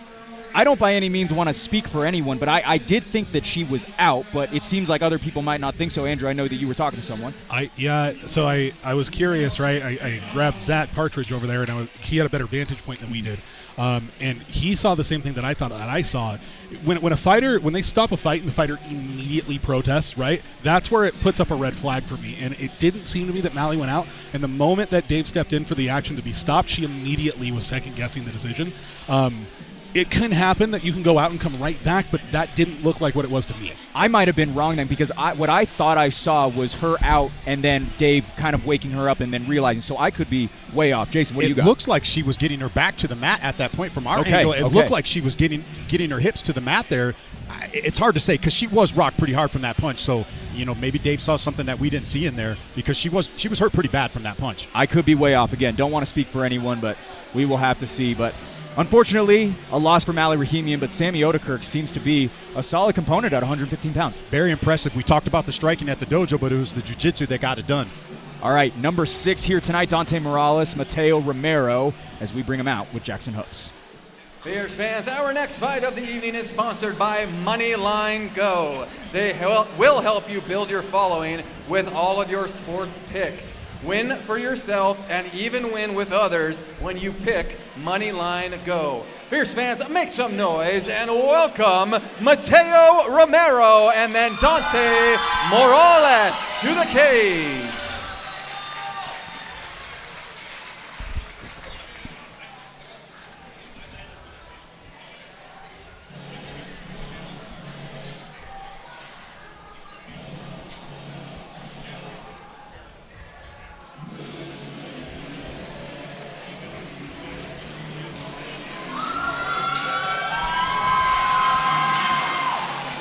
Seven years spent in the gym to take him to this point. Enter Mateo Romero. Andrew, just 18 years of age, but not new to this at all. Already a purple belt in jiu-jitsu, plus 4 years of high school wrestling. Okay, so what we're looking at there, just to be clear for everybody that's watching at home, when you have an 18-year-old that's a purple belt in jiu-jitsu, that means they've probably been grappling since they were like 4 or 5 years old. So tons of experience there. He's out at Tooele Martial Arts Academy. It's a phenomenal gym, right? We saw Zach Cavender represent really, really well last night. They're a gym that really predicates their success based off of technique. With someone who's been doing jiu-jitsu as long as an 18-year-old purple belt, I'd expect that's what we're going to see tonight. 4-1 already this year, TMMA. Yeah, very impressive. They've come in here. They've done work. Every fighter has been impressive. I can't wait for this matchup. This is a phenomenal matchup. Jason, he's been training since he was 11. So just to clear that up, he told me at 11 years old he began grappling. He's wanted to take a fight since he was in high school. Long time coming for the Tooele fighter. I myself run a gym, and we have a really big competition scene with the kids out here in Utah, and we see Tooele Martial Arts Academy at a lot of these tournaments. And I'll tell you that if he has been training there since he was like 11, he's competed in a lot of jiu-jitsu tournaments. Has not competed in one actually since 2022, primarily getting ready for this MMA debut as it commences in a matter of moments as we lay out for Dante Morales.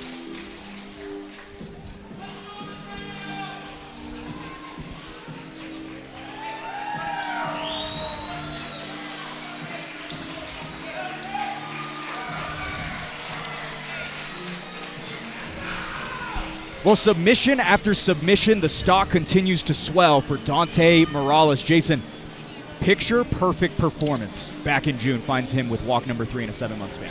Yeah, this is what I like about this fight. Dante Morales, 2-0, 2 submissions, fighting the guy making his debut, purple belt in jiu-jitsu. This is probably going to be a stand-up war. Andrew, grappler versus grappler tonight, right? A spade, an intriguing matchup. Two guys who have a wrestling base, no jiu-jitsu. It's going to be fascinating. Yeah, a lot of times, just like Jason said, that will cancel itself out, and we will just end up getting guys throwing leather. The cool thing about this, and this is one of the things that I love about this matchup, is both guys come from extremely established gyms. All right, with that, let's go ahead and pull up this tale of the tape presented by Prime Labs at 128 pounds. Mateo Romero, unfortunately, missing weight yesterday. Dante Morales was a little bit over, decided to just meet at 128. With that, Morales, 2 years the older fighter, also will have the 5-inch height edge, back-to-back fights in which that height disadvantage will fly by way of the blue corner. All right, on top of that, Dante Morales tipping the scales yesterday at 126.5 pounds. Romero at 127.5 pounds. 2-0 for Dante Morales. Mateo Romero makes his debut right now.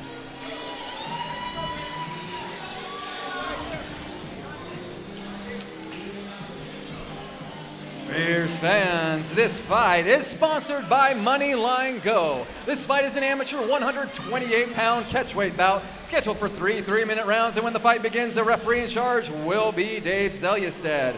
Introducing the first fighter fighting out of the blue corner, making his amateur debut, he stands 5 feet 2 inches tall and weighing in at 127.5 pounds. Fighting out of Tooele Martial Arts Academy, hailing from Hemet, California. Fierce fans, make some noise for Mateo Romero!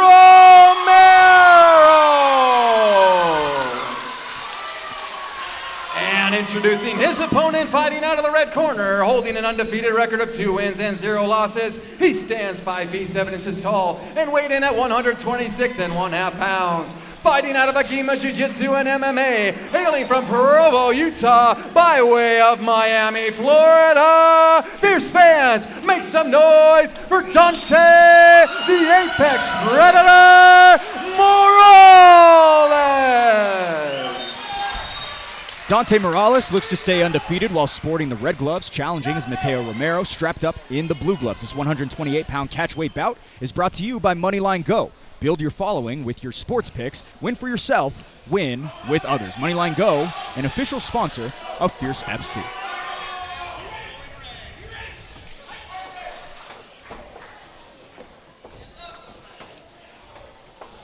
No feeling out process whatsoever. Both fluid fighters early on here. Morales initiating the clinch here, getting turned back into the cage by a longer fighter. Able to get the reversal is Morales, now going upstairs, peppering in shots wherever he can find him. Good dirty boxing from Romero. Yeah, lots of clinching here. None of this landing super hard, but... I apologize, Morales. Sorry to interrupt you. There was Morales with the dirty boxing on the inside. Just I say that, great knee. Now they're starting to open up. Big left hook. Dante Morales clipped the chin hard, now goes for the head kick. It'll be interesting to see as this fight starts to fill itself out and these guys start to get hit, if they start to fall back on that grappling background that they both have. Primarily seeing grappling from Dante Morales. Right now he slips straight into back control for Romero. Not the best spot to be in following the slip, Andrew. He's missing one hook. He needs to get that in. If he does, he's going to be in trouble here. And he's digging it in right now. It's on that right side. He's doesn't got it quite in yet, but he's trying to dig it in there. That was an unfortunate mistake from Romero. He threw about 6-7 punch combination, all of them missed, ended with a head kick and ended up slipping. Got a little bit too excited there. I will tell you that back take by Morales was lightning fast. The moment he had an inch of space, he jumped on him immediately. We are in the splatter zone over here. I just got a bunch of blood all over the table. Oh yeah, look at that. I got some souvenirs to take home to my wife. Morales fighting back well. Romero staying atop the back of Morales. First time his back has been against the wall in his first 2 fights. Blood draped all over the net leg of Morales as well. What a scrap. Yeah, this is a phenomenal fight so far. Romero needs to get back to that single tie plum. Beautiful front head kick landed by Morales. Got this place on the edge of their seat. Mouthpiece just came out from Morales as he got hit with a hard shot from Romero. Yeah, Romero is landing the heavier shots right now. Romero leaking blood through the nose. Both going toe-to-toe, another teep to the body. Nice body shot, Romero. Both fighters looking for the sweet spot. Right up against the broadcast booth they go. Let's see if they elect to take a break here. It looks like they're not going to. They're just going to keep the action going. Dave looking like he's looking to step in potentially. Get the mouthpiece back in the mouth. Good call. Of Morales. Quick warning. by Dave Selystead. I don't think Dave's caught the mouthpiece was out. Nice front kick again. Utilizing the range well here in round 1. 10 ticks to go in what has been all action on both sides. Looks like we're going to get to our first round 2 of the night. Those uppercuts from the inside. That was very close to getting stopped right there. Lots of action also without the mouthpiece. Yeah, I don't think anybody's noticed his mouthpiece is out there. You see Court McGee showing the mouthpiece was out. It's extremely dangerous. I hate to see fighters be getting hit in the face without a mouthpiece in. You know, that can obviously chip teeth, break your jaw. Not a good situation. Mateo Romero bloodied and battered in the corner right now. You know, that was a wild round because up until that started back on the feet towards the second half of the first, I would have said that Romero was handily winning that fight. And then, you know, that's MMA, right? It can change in a moment's notice. Morales started landing those uppercuts on the inside, and they were hard uppercuts. And he looks like the fresher fighter at the moment. Yeah, he absolutely does. If I was in his corner, and I'm sure this, you know, Court and Dane know better than I do, but that single tie plum that he was using up against the cage where he was pulling his head down into those shots, that was extremely effective. I'd like to see him go back to that. We have seen some wild rounds in Fierce Fighting Championship in 2024. I think that might take the cake. All action for a full 3 minutes, guys. How well is Morales going to recover? Because he was marching forward. He was hurt pretty bad at the end of that round. He was hurt like 4 times at the end of that round. So, yeah, this could be interested to see Romero's approach here. A little bit of swelling on the left eye of Romero. Less swelling on the side of Morales as we kick off round 2.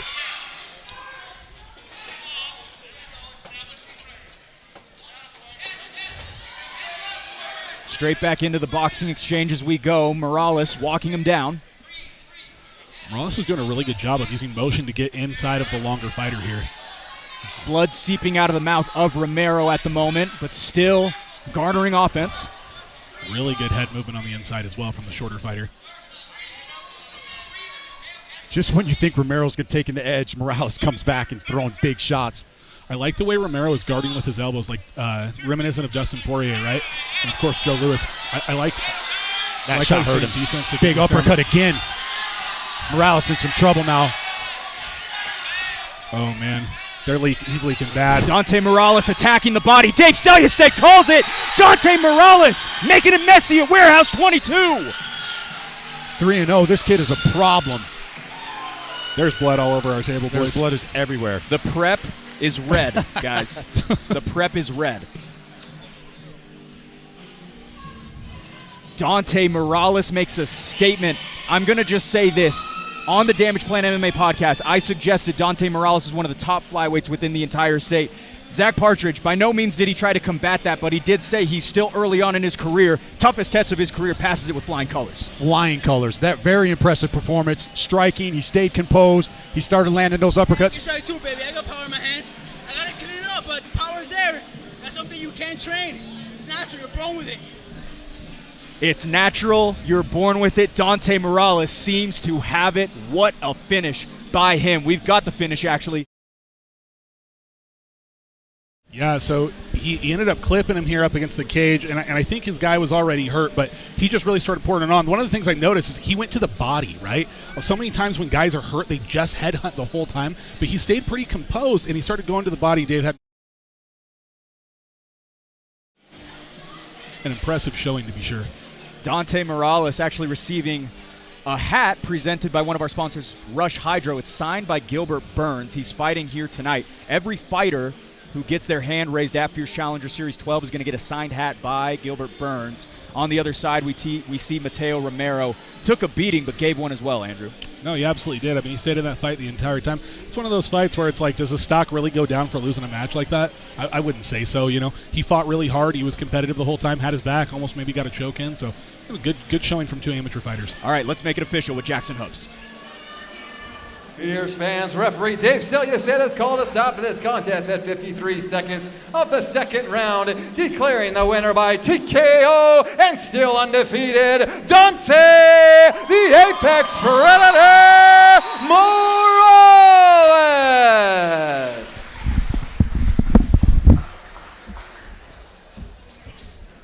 Come on over here, Dante. That was another impressive performance. We talked about it on the broadcast. That was one of the best first rounds we've seen. You guys were going back and forth. He had your back there for a second. Kind of walk me through some of that. It was a fun fight. I'm probably gonna look at it and hate it because I was kind of wild. I don't like that, but I'm gonna get better, you know? Thankfully, I have a phenomenal corner with me. Dane literally just yelled at me 3-2. I hit it and I wobbled him. It's almost like if you listen to Dane, things go right? Could you imagine? But yeah, I have an amazing team with me, so I'm gonna get better, you know? It's a fun fight, and I did think that I was gonna have to dig deep for this fight. He's a good kid, you know, grappler like me, so I knew it was gonna be fun. Yeah, your striking looked good. It seems like in the clinch, once you started landing those uppercuts, that was kind of the beginning of the end. Yeah, you know, I kind of felt him, and I knew he was gonna throw them because I knew he was gonna pressure me, so just establishing dangers on the middle was important. I did it. I just got a lot of people to thank, so if you don't mind me, I would like to thank Akima Jiu-Jitsu MMA, Dane, Court, Art, everybody backstage who's about to fight. You might have seen, I got the Thing 1 shorts. Thing 2 is about to come here in a second and unleash the mother of all messes. Same with Zach, same with Micah, same with David, everybody else. Freedom Fighters MMA back in Miami. Everybody that's here, my dad that flew from Miami to watch me again. He never misses a fight.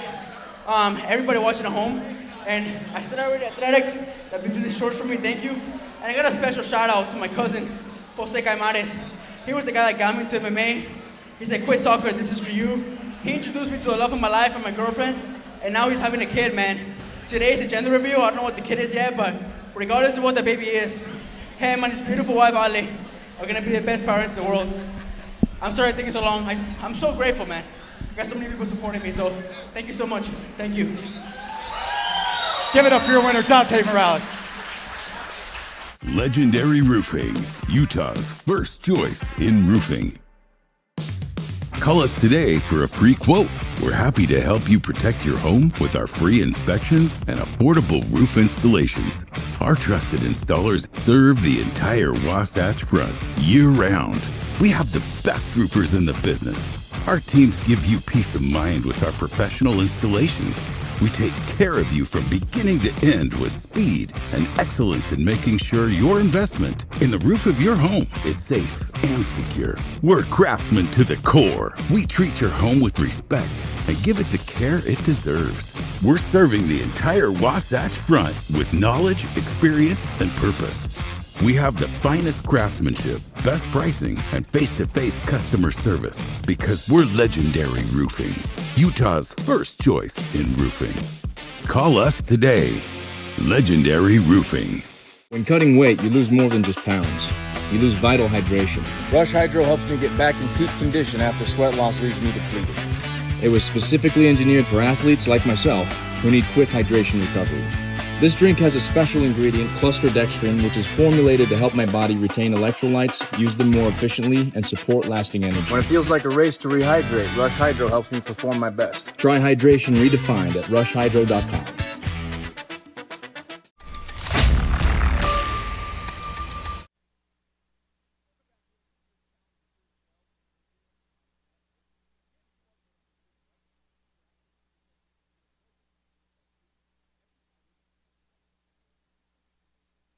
Future shows. Jason, I say this so many times, but I truly do believe it right now. This might be the best prelims we have ever had. It's kind of giving me a reminder of March. I don't know if you remember how fast and how fast that show was, but we're an hour and a half in and we're already 6 fights through. This has been a great performance by every fighter on the card tonight. You know, I didn't catch Dante Morales' friend's name that got him in MMA, but on behalf of all the Fierce faithful, let's thank that guy, give him a big shout out. Andrew, we were just talking about it with Zach. I can't remember the last time we had that exhilarating of a matchup. Yeah, that was pretty phenomenal. That was super explosive, super fast. You love to see those kind of fights. All right, well, we actually do have one of our fighters walking out at the moment. It looks to be Jimmy Prescott. One hit. Yeah, he's got Mark Gonzalez. Mark Gonzalez, yeah. And with that, we're going to jump inside to Jackson Hoops.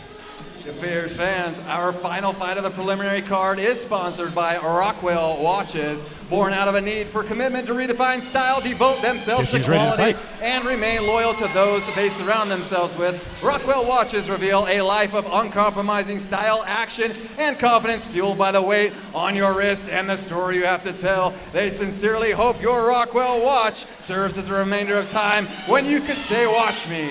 Introducing now to the cage, James Prescott and Micah Murdoch.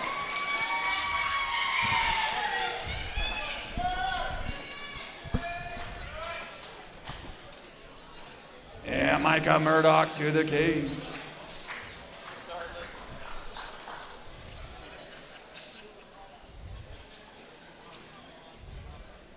Fellas, I'm not going to lie. I don't know how that happened. I've never seen that before, where the fighter walks out mid-conversation. James Prescott in the cage as we await for Micah Murdoch.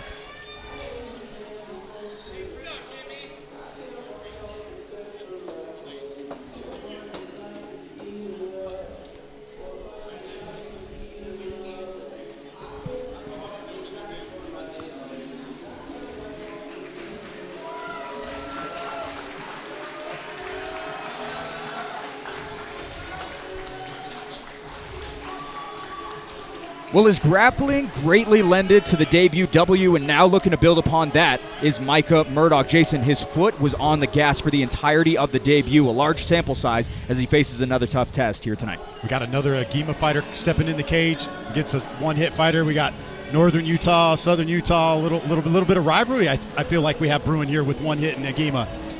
Micah Murdoch certainly mixed up the weaponry well, Andrew. He tends to fall back on his wrestling when he's compromised, but overall, very well-rounded.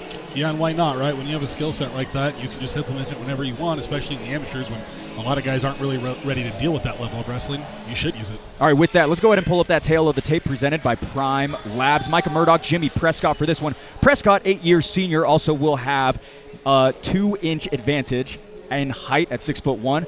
Jimmy Prescott weighing in at 184 pounds. Micah Murdoch well under at 182.5. Both fighters with 1-0 records as we head in to this prelim headliner.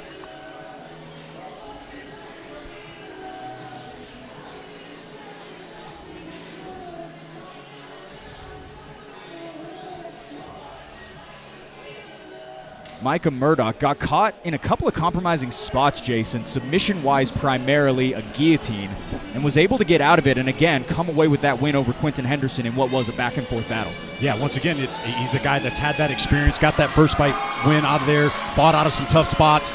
We'll see if it pays off tonight. Micah Murdoch enters the cage second time here at Warehouse 22, second time this summer as well. Made his debut back in June, awaiting the sophomore slate. And with that, we'll go inside for the intros with Hoops. Fierce fans, this fight is sponsored by Rockwell Watches. This fight is an amateur middleweight bout scheduled for 3 3-minute rounds. And when the fight begins, the referee in charge will be Dave Selyestead. Introducing the first fighter, fighting out of the blue corner, holding an undefeated amateur record of 1 win and 0 losses. He stands 6 feet and 1 inch tall and weighed in at 184 pounds. Fighting out of One Hit MMA, hailing from Layton, Utah. Fierce fans, make some noise for James Prescott! And introducing his opponent, fighting out of the red corner, also holding an undefeated amateur record of 1 win and 0 losses. He stands 5 feet, 11 inches tall and weighed in at 182.5 pounds. Fighting out of Agima Jiu-Jitsu and MMA, hailing from Provo, Utah. Fierce fans, make some noise for Micah Murdoch! Closing out the prelims is Micah Murdoch in the red gloves. On the other side is James Prescott in the blue. This amateur middleweight bout is brought to you by Rockwell Watches. They don't just tell time, they tell a story. Rockwell Watches, the official champions watch of Fierce FC.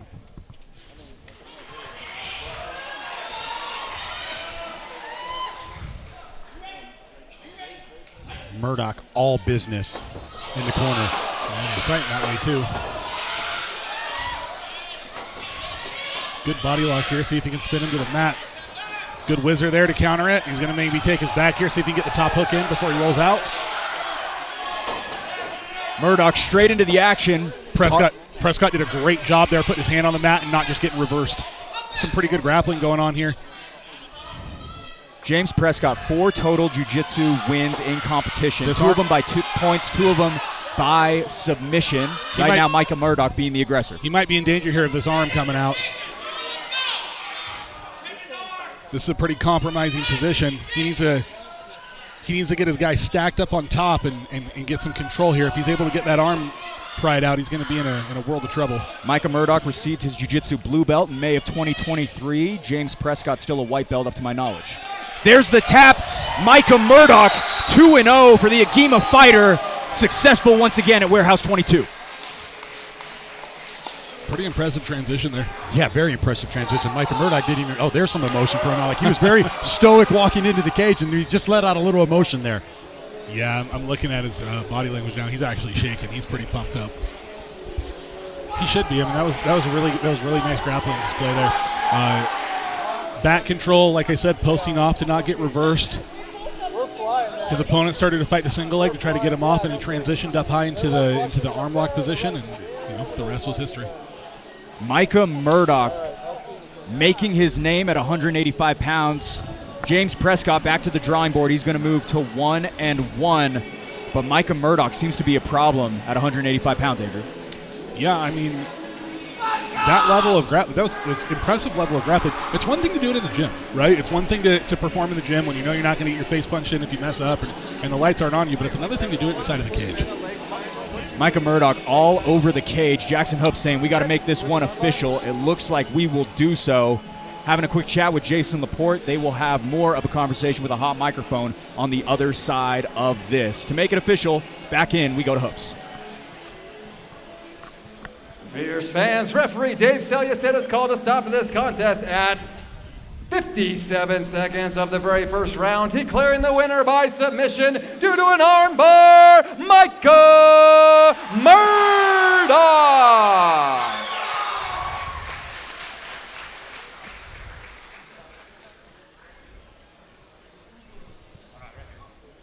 All right, ladies and gentlemen, here with your winner, Micah, the Madman Murdoch, right?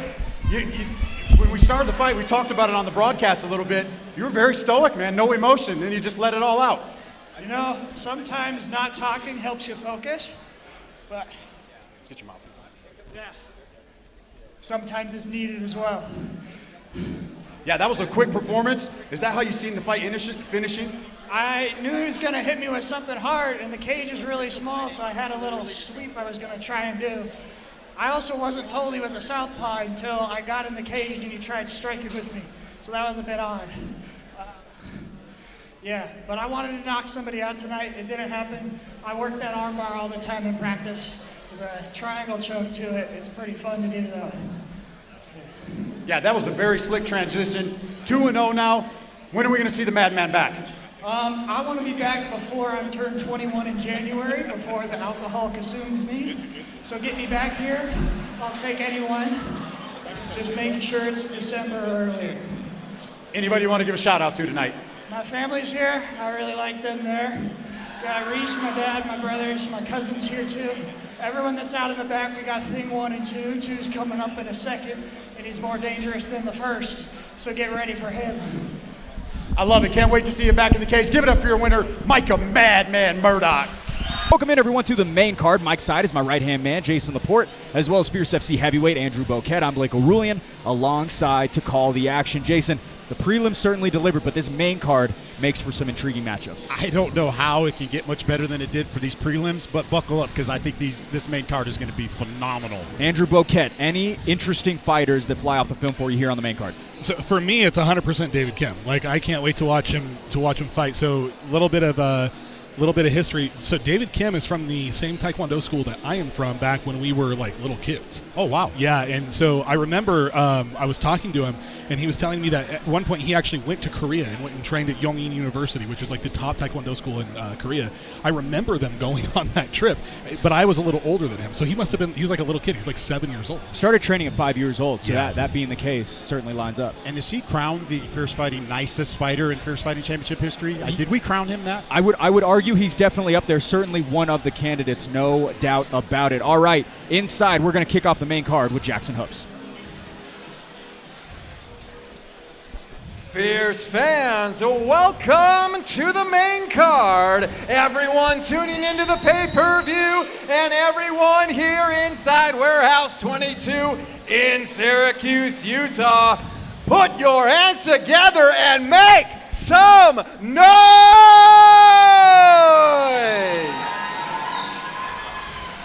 Our Our next fight of the evening is sponsored by Prime Labs. Located in South Jordan, Utah, Prime Labs conducts fighter blood testing and includes a combat trio panel with the same day to 48-hour turnaround, as well as individual tests, including HIV, at discounted cost for all fighters. If you or anyone know who needs blood work for any reason at all, they provide various panels with affordable pricing that can't be beat at Prime Labs. Fierce fans, make some noise and welcome the first two fighters of the main card, Derek Jorgensen and then Zach Hamilton, to the cage.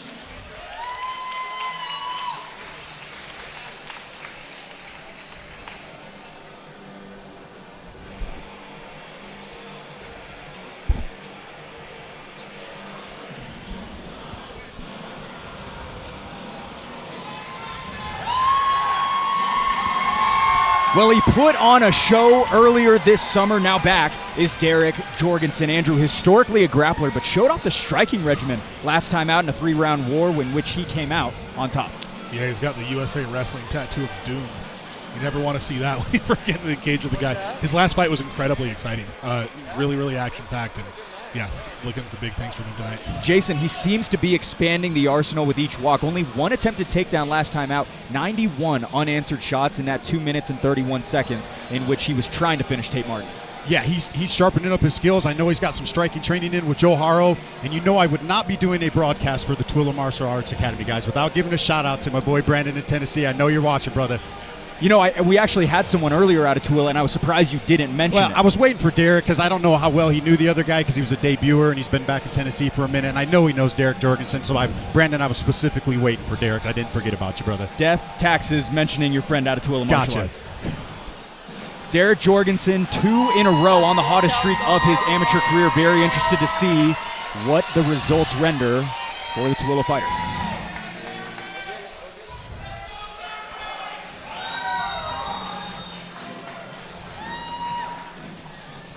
Double-digit amateur walks for a familiar face at featherweight. Here is Zach Hamilton. Jason, back-to-back losses coming into this one finds him with his sights set on nothing short of a W.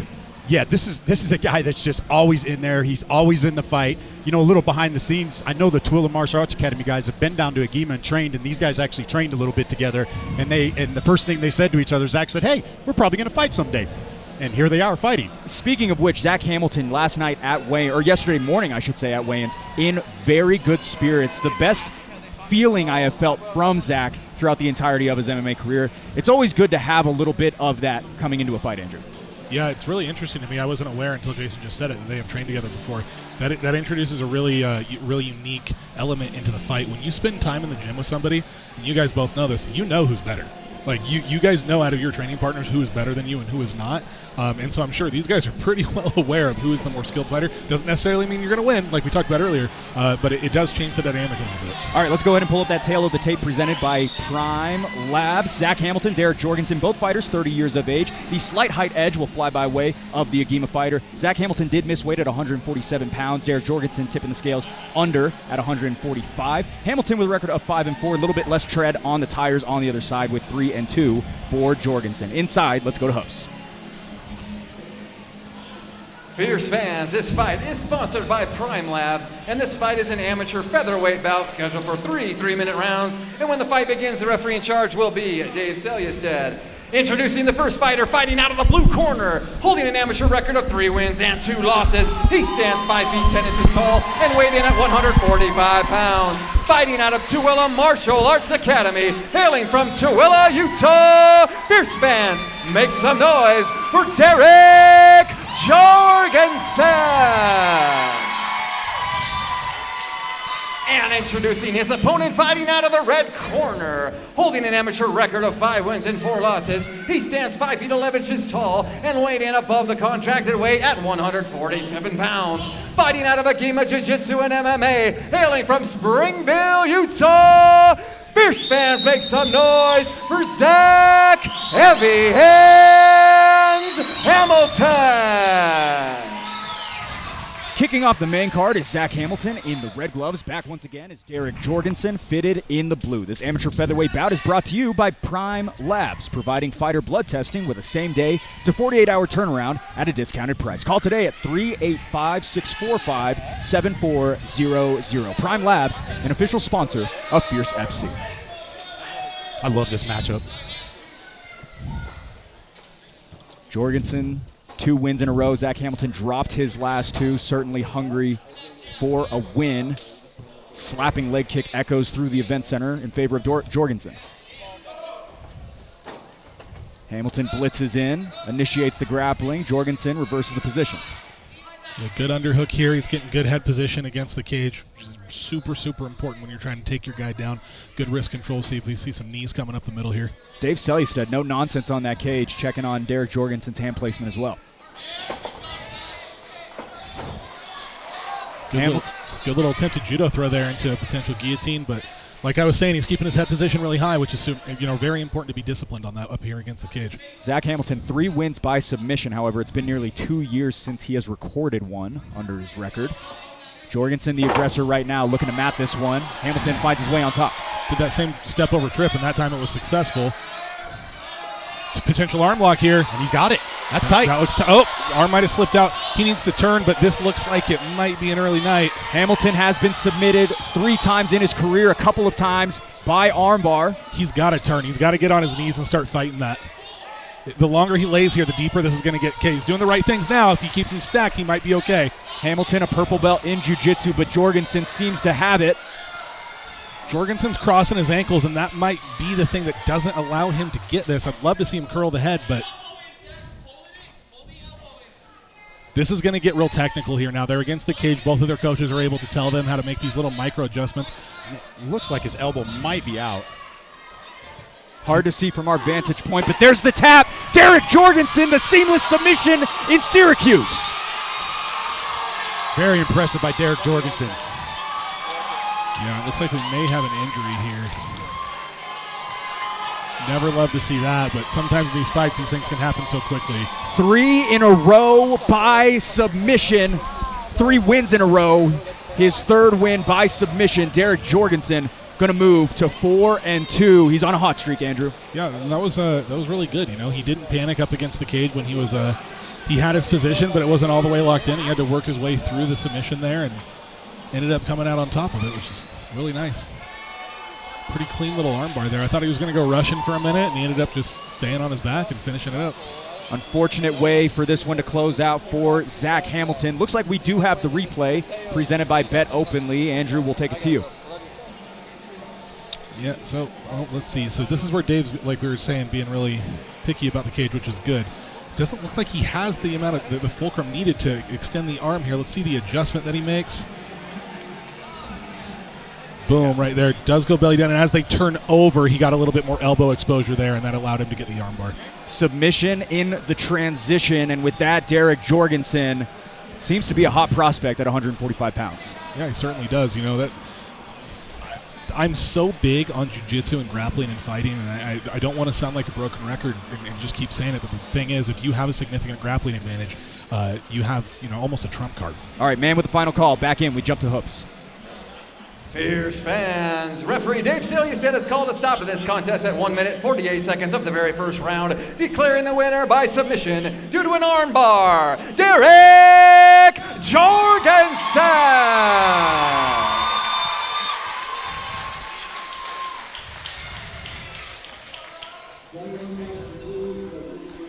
All right, ladies and gentlemen, here with your winner, Derek Jorgensen. Derek, sorry, there was the music was playing a little bit overhead there. You come out, you get a big win against Zach Hamilton, a lot of experience. I heard your podcast with Blake O'Rulian talking about this is one of the most experienced fighters you've faced. You come in here, you get a quick victory. Talk me through that, man. So it was pretty good. He got a really good judo throw on me, got his hips in a good spot, but I just got good jiu-jitsu, man. He wasn't ready for it. Yeah, that was phenomenal. You're coming in, like I said, 3 in a row now. Where do you go from here, man? So probably spend some time with my family and everything over the next couple months, and we'll see. I think I've proven I should be fighting the toughest top guys, right? So let's do that. Let's keep getting tough opponents. I love it. I love it. Anybody you want to give a shout out to tonight? Yeah, my wife. Where are you, baby? She's right over there. Right there, my hot wife, always first. Murder Kitty Rash Guard, Virtue Barber Shop, and Tool and Martial Arts Academy. All my training partners, we're fucking coming up, dude. Like, watch for them. We got David, Julian, all these, Joey. These guys are gonna start beating some ass. I love it, man. We can't wait to see you back in the cage. Congratulations again on a quick performance. Ladies and gentlemen, give it up for your winner, Derek Jorgensen.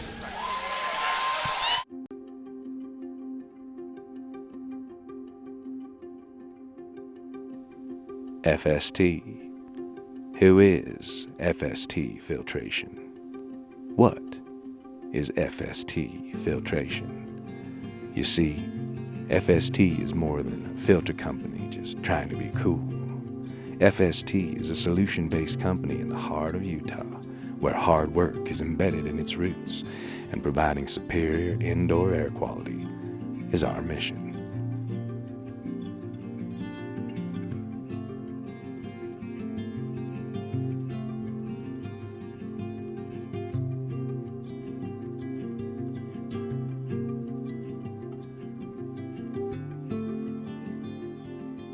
FST has risen to the challenges that everyday people face. As new challenges present themselves, we too shall rise to the occasion. Manufacturing is the backbone of America, and our employees are the backbone of FST. So when choosing your next filter for your home or building, don't choose any filter. Choose FST. Small business, family owned, since 2001.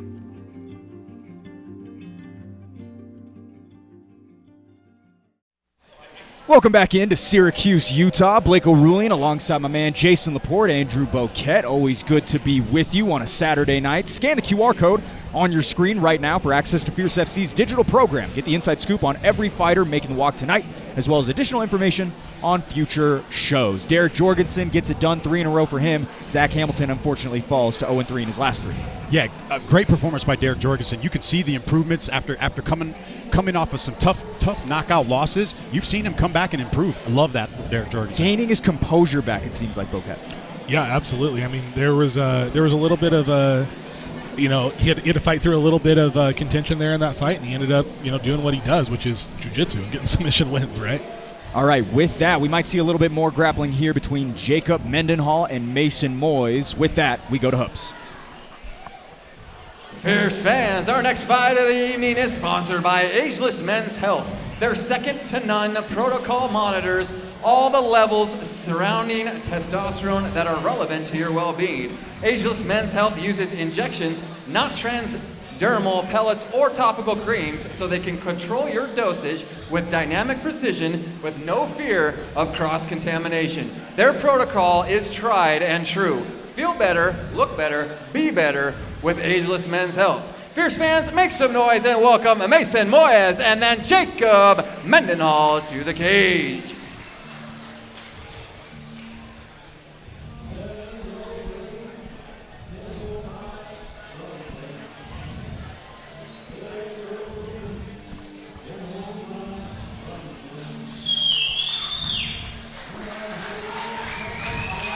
Well, the one-hit home field advantage is felt as Mason Moyes makes his way to the cage for the first time in nearly 3 years. Jason, 3 wins, 3 finishes, and always finds a way to impose his will on a fight. Yeah, I love seeing Mason Moyes back in the cage. He always brings it. I know he's going to be ready. Training with Zach Partridge up there, One Hit MMA. It's going to be exciting. Andrew, I could hear Mason in the cage when they were testing it out earlier on before the show started, and he kept saying over and over again, this is perfect for me. He's talking about the size of the Fierce Challenger Series cage, a little bit smaller than the Maverick Center one. Yeah, it is, which is why I've avoided fighting. So, with heavyweights, it's going to be even smaller, right? Because these are big guys.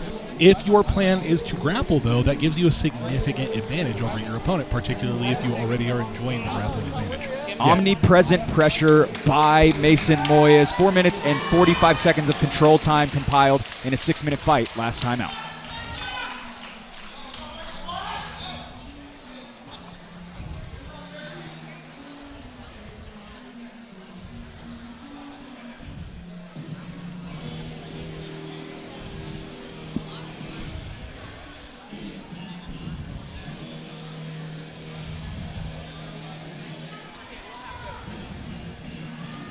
All right, looking to bounce back into the win column with a tough test ahead. Enter Jacob Mendenhall. Andrew, a steep hill to climb tonight. His dance partner with more wins than all of his previous opposition combined, but certainly fit for this matchup. Yeah, and I was talking to Zach the other day before these fights, and potential title implications here for Jacob if he's able to get past Mason. Zach was telling me that, if he's able to do that, he is interested in a title shot, and at 3-1, off of a win off of a tough guy like Mason, might be a good way to segue. Jason, ranked the number 3 heavyweight in the state of Idaho. His third fight in a 12-month span. Been a busy calendar year for him. Yeah, very busy calendar for Jacob Mendenhall. Really excited to see him back down here in Salt Lake, or Ogden. Are we in Ogden? Late? Syracuse, Utah. Syracuse, Utah. I'm sorry about that. Cannot wait to see it. With that, let's go ahead and pull up our tale of the tape presented by Prime Labs. Jacob Mendenhall, Mason Moyes for this one. Moyes, 3 years younger. Mendenhall will have the 2-inch height edge in this one. No issues on the scale for either fighter, coming well in under the heavyweight rim. Mendenhall with a record of 2-1. Moyes with a record of 3-1.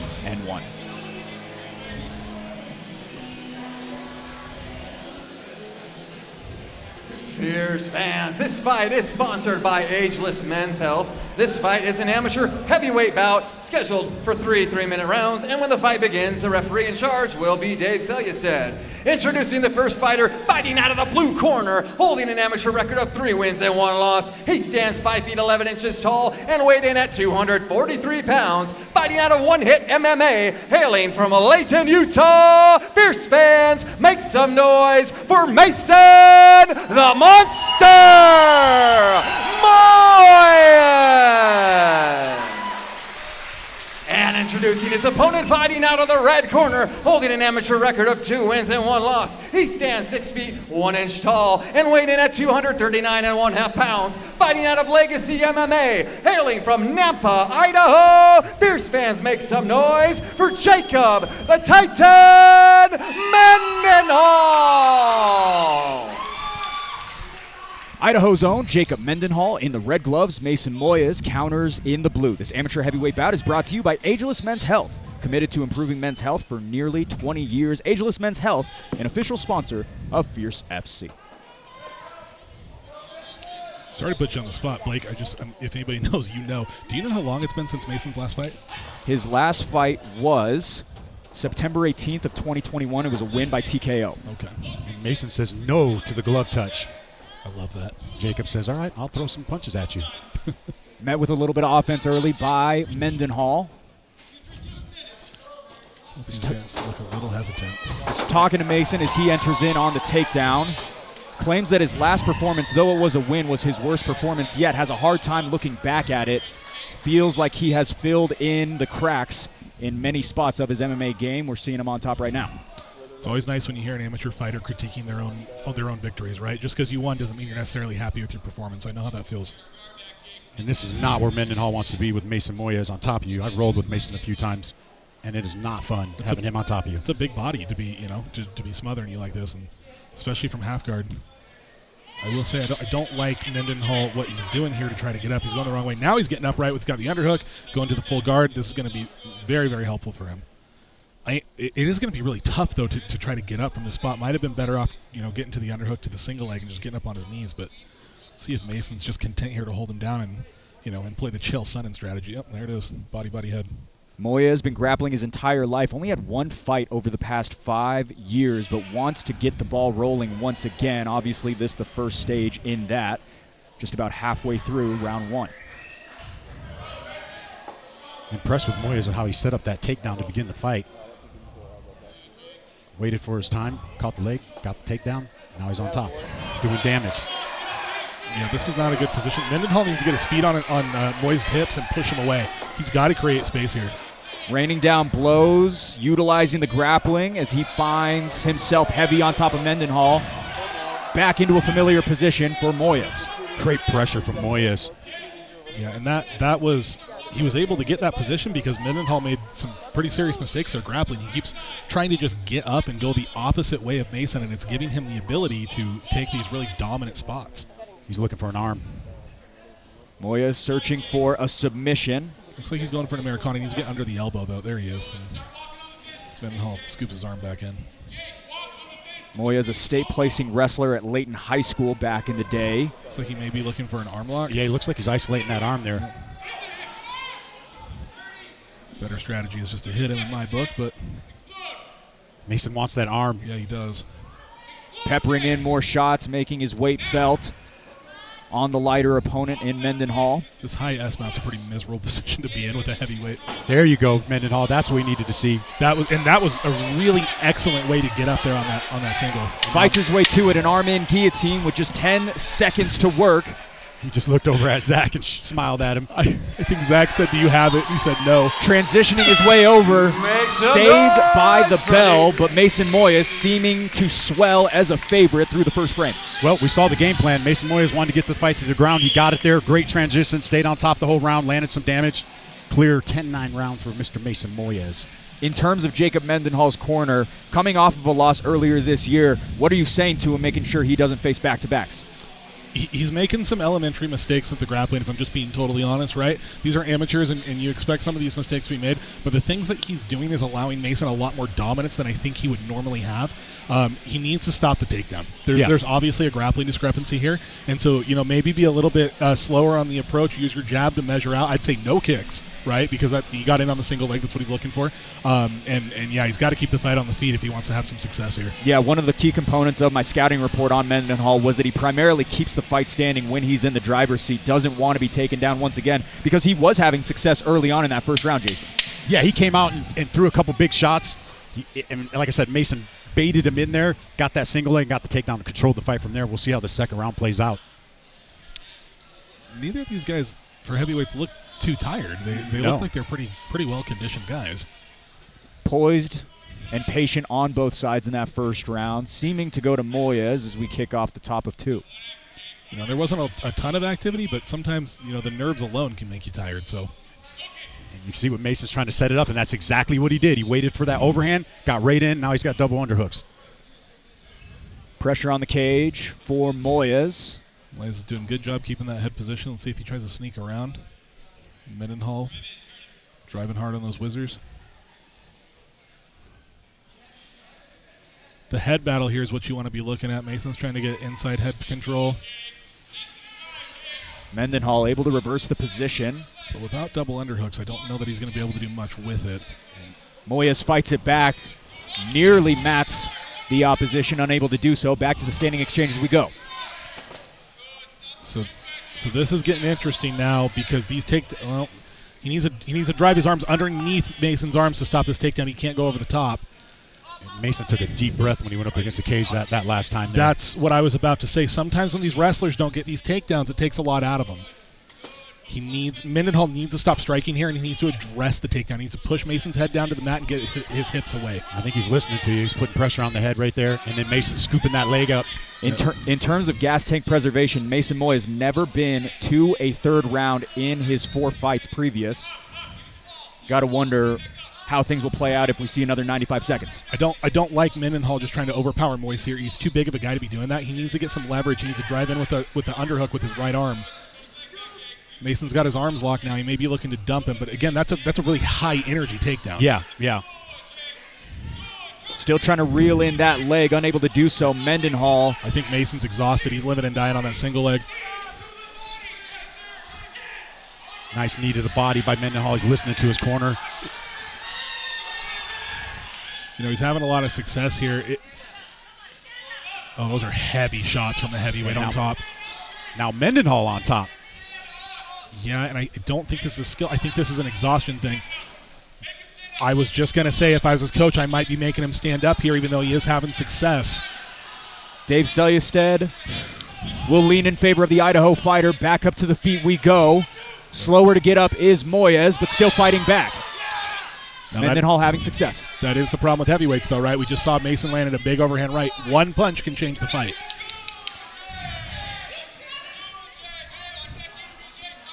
Now Mason trying to grab the neck there. I don't know if he has anything, but he's... Moyes searching for it. Just about 20 ticks to go. Mendenhall's doing a good job of fighting the arms here. The moves, the things that I'm seeing Mason do, I will be honest with you, these are starting to look like desperation moves. He's hanging on to single legs for too long. He's going for guillotines. Big punches from Mendenhall up here against the cage. Moise is doing a good job of smothering him, but again, this is a very high-energy strategy that Moise is trying to employ, right? Holding your guy up against the cage, trying to drag him down to the mat takes a ton of energy, and we see body posture there is not looking super great for Mason. Stalemated through the second, and now uncharted territory for Mason Moyes as Jacob Mendenhall moves into the third round, successful in minutes 3 through 6. I think we're definitely 1 round apiece here. What would you say, Jason? Yeah, I'd say we're 1 round apiece. And by looking at the corners, Mendenhall standing up, he looks like the fresher fighter. Mason taking some deep breaths. I mean, the blueprint is out there. If Mason could get it on the ground, I feel that he wins.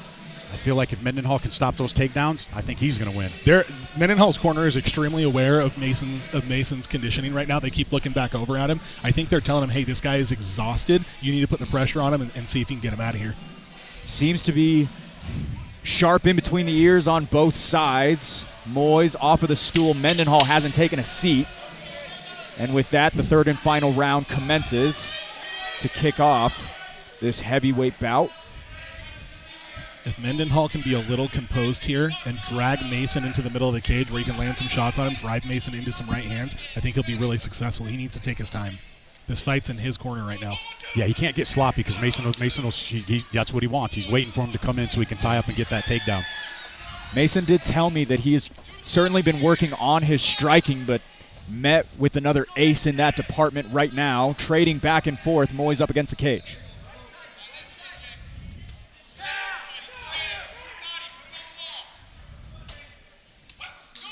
Beautiful body shot there by Mendenhall. Good strategy. Your guy's tired, go to the body, go to the gas tank. Blitzing on the overhand right. Down is Moyes. Mendenhall smells blood, looking for another TKO finish, and will retreat. Look how composed Mendenhall is. When's the last time you saw a heavyweight stop in the middle of his attack and let a guy get up? Yeah, that might have just been an exhaust. I think Mason's just exhausted. Mason is complete. Yeah. Dave Selyusted calls the fight. Mission accomplished on the road for Jacob Mendenhall. He's going to move to 3-1. And he gives us a little bow there to finish off the night. Great performance, great comeback performance from Jacob Mendenhall. That was a really good fight. Like, if we're being totally honest here, right, I think that skill-wise, I think Mason outmatched him a little bit, but he dogged it out, survived the bad spots that he got into, was able to drag Mason into later rounds, and ended up eventually defeating him. It did look like it was exhaustion, but you shouldn't look at the fight and say anything less than Mendenhall about that. Conditioning is one of the weapons you can control the most, and a guy that size, if he's that conditioned, right, he's put in the work. Yeah. And to speak on the progression of Jacob Mendenhall, this was his first fight against someone with more than 2 fights in his career, not to mention Mason Moyes, who has competed for titles before in the past. Huge statement made for the fighter out of Nampa, Idaho. Jacob Mendenhall, again, going to move to 3-1. All smiles for him. Mason Moyes certainly frustrated on the other side. Yeah, that it sucks to come back after taking a little bit of a layoff and take a loss like that, especially one where you were in the driver's seat. And here we go to the replay up against the cage here. I'm interested to see if this was more of an exhaustion thing when he dropped him. He did hit him with a decent left hook, but I think a lot of that was because Mason was on shaky legs from being so tired. Like I said, conditioning's a weapon, and it's a weapon that you can control the most. All right, to make it official, let's jump to Jackson. Referee Dave Selyusted has called a stop to this contest at 46 seconds of the third round, declaring the winner by TKO, Jacob the Titan Mendenhall.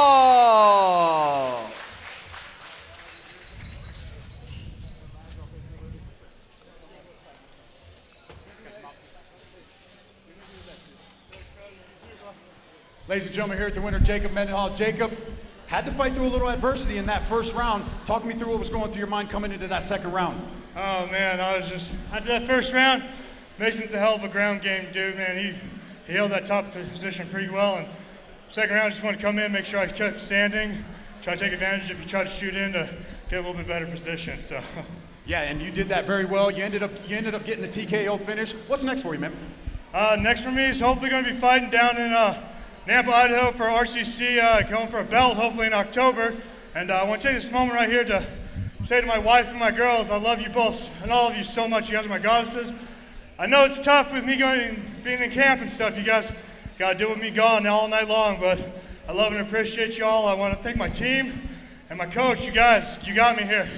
And big shout out to my sponsor, the Payment Experts. Stop paying to get paid. If you're a business owner, go to them for your merchant services. Give it up for your winner, Mr. Jacob Mendenhall. Hi, I'm Jason Laporte, Fierce Fighting Championship commentator and general sales manager at Performance Honda in Bountiful. We are the fastest growing Honda dealership in the state, and we have one of the largest certified pre-owned inventories in the state of Utah. Our service department has master technicians with over 100 years experience collectively. Bienvenidos a Performance Honda Bountiful, donde los tenemos en español y les ponemos una sonrisa todos los días. Visit us at 2215 South 500 West or performancehondabountiful.com.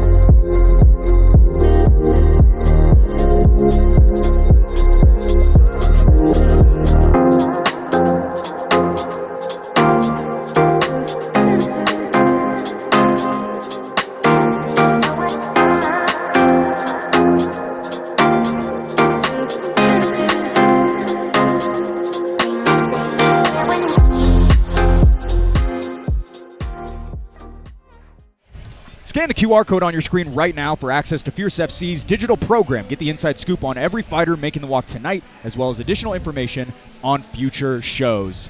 Blake O'Rulian, Andrew Boquette, Jason Laporte, 9 fights down, 3 to go, and as I always say, the best is yet to come. A couple of amateur title bouts, and then a professional bout as well to top the marquee. Jason, this card has been so stacked. This has been a stacked card. It's been phenomenal. We talked about it, flying under the radar. Has not flown under the radar. This card has been great. All finishes. Yeah, all finishes. Have not seen scorecards just yet. Andrew, another big one here. Brendan Myers, Lance Regenball for the flyweight title. Yeah, you know, it's really it's a good contrast going from heavyweights to flyweights, right? Because you're going from the heaviest to the lightest weight class. I myself am a heavyweight, so I don't mean to bury our own division, but as you go down, the skill level does go up, and a lot of times when you're in that 125 to 155 weight bracket, this is where you're going to see the highest level mixed martial arts. All right, with that, let's go ahead and bring them out with Jackson Hoops. Fierce fans, our first title fight of the evening is sponsored by Glow Pop. They are very experienced in professionally making some noise, and with all sorts of gummies to choose from, Glow Pop is perfect for peak performance and for chilling after the fight. Expand your mind or melt away with proprietary blends of Blue Lotus, Delta, CBD, and natural herbs at Glow Pop. Fierce fans, make some noise and welcome our first 2 title fighters, Lance Regenball and then Brendan Myers to the cage.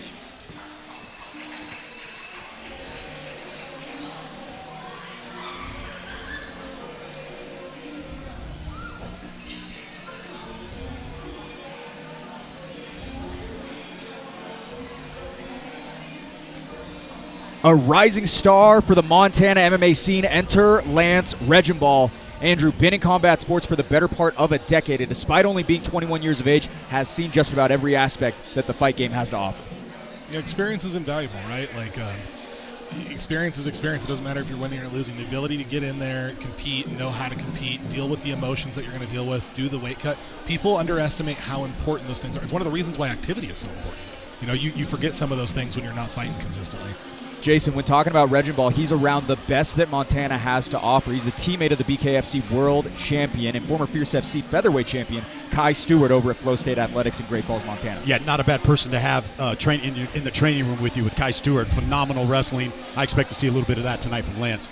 Lance Regenball, a 4-time state champion wrestler, been boxing for 7 years, wrestling for 9, been clocking in time for the majority of his life, Andrew. Yeah, just to clarify that at home for everybody, if you're a 4-time state champion wrestler in high school, what that means is that as a freshman, as a 15 or 16-year-old, you were beating 18-year-olds in wrestling. It says a lot, right? It says that you have really, really good technique because at 15 grappling an 18-year-old, you're basically fighting an adult. Yeah. 7-1 unofficial boxing record as well for Regenball. First shot at a strap as he awaits his opposition.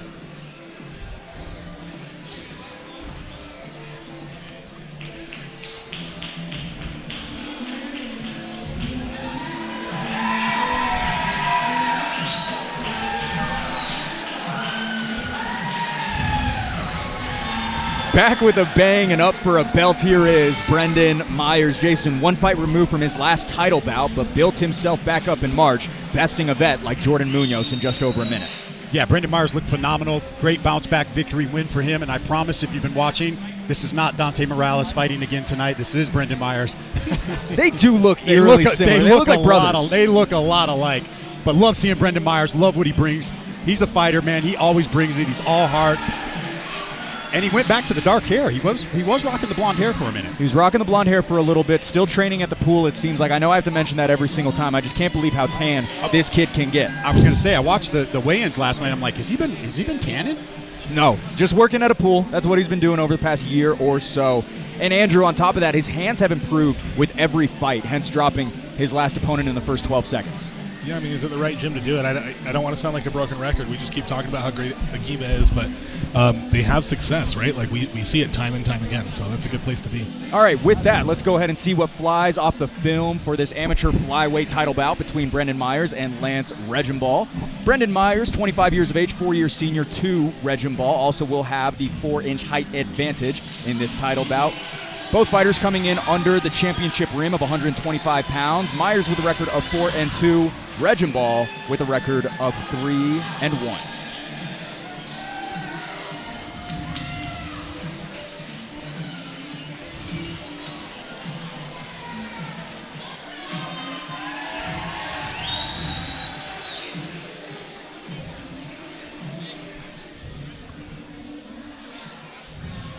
Fierce fans, this fight is sponsored by Glow Pop, and when the fight begins, the referee in charge will be Dave Selyasid.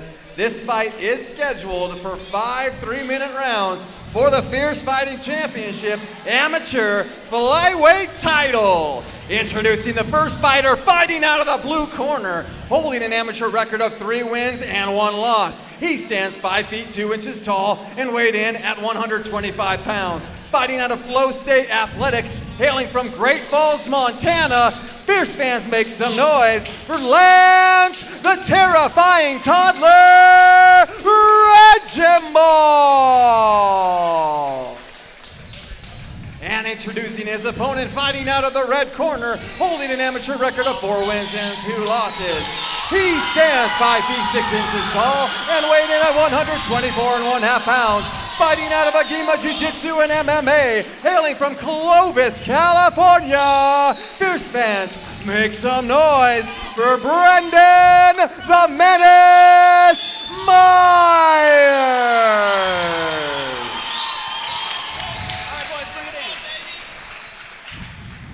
We've been over the rules in the locker room already. Just going to go over those big ones again. Save the back of the head and the neck and spine. Keep your fingers out of the cage. It's an amateur bout, so the thing that strikes the head is either a punch or a hit. Got it? Touch him up. Let's have a good fight. Agima's Brendan Myers rocking the red gloves. Montana's Lance Regenball poses opposite in the blue. This amateur flyweight title bout is brought to you by Glow Pop. For peak performance or relaxing after a match, head over to glowpop.com. Glow Pop, an official sponsor of Fierce FC. I'm crowning Regenball right now with the best fight nickname, the terrible toddler. Terrifying toddler. The terrifying toddler. Quick into the action, both fighters throwing their hands. God, these guys are fast, huh? Very fast. Oh my goodness, huge takedown. Clovis, California's wrestling takes the advantage early on. 15 seconds in, Brendan Myers on top. He's already looking for a submission. Yeah, Brendan's corner is telling him to slow this down a little bit. He came in pretty hot. He got into a good spot. Now he needs to take his time and see if he can push this advantage. He's in a perfect spot, right? He's right in front of Dane and Alden Ashcraft. He needs to take his time. Brendan Myers, like you said, Andrew, starting off hot. 3 wins by submission. Never had a TKO finish, but peppering some shots in right now. Yeah, and currently he's in about the most dominant position you can be in. It's pretty nice for 40 seconds into your fight. He's right in his corner. Myers certainly swelled into a fan favorite over the years. A lot of activity. His 7th fight in under 2 years for Fierce Fighting Championship. All of them on Challenger Series cards.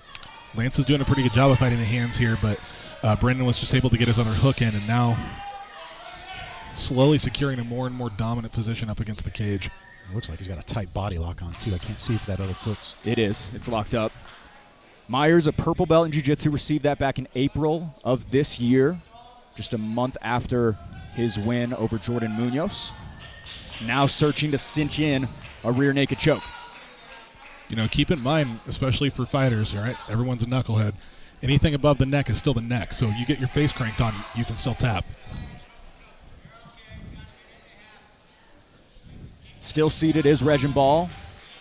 Minute 10 to go here. Brendan seems pretty committed to looking for this RNC. Lance is doing a really good job of tying his hands up, though. It is deceptively difficult to choke somebody when you have these gloves on, and in just pure jiu-jitsu, your hand, especially when you have some sweat on you, it's pretty easy to slip underneath the chin. But when you have these big gloves on, it takes quite a bit more technique to be able to pull off that choke. I do not love seeing Lance punch here, but a la Volkanovski, sometimes it can be effective. Can lead to some positional advantages for the aggressor as we see Myers transitioning once again. Okay, now Lance is in a better position. He's not hemmed up here against the cage. He's got, Brendan's got the body triangle, but he's doing the right things. He's rolling to the side. He's fighting off the hands. Like he's not just sitting here and waiting for the position to get better. He is actively looking to improve his position. Brendan obviously just has very good back control. And Jason, I think back to the early days of Brendan Myers' MMA career in which he would blow his wad in the first 3 minutes. We're not necessarily seeing that. It started off fast on the feet between these two, but he was able to settle in. And that's the evolution of Brendan Myers as a fighter. We're seeing that here tonight. So far, a dominant performance coming in this first round.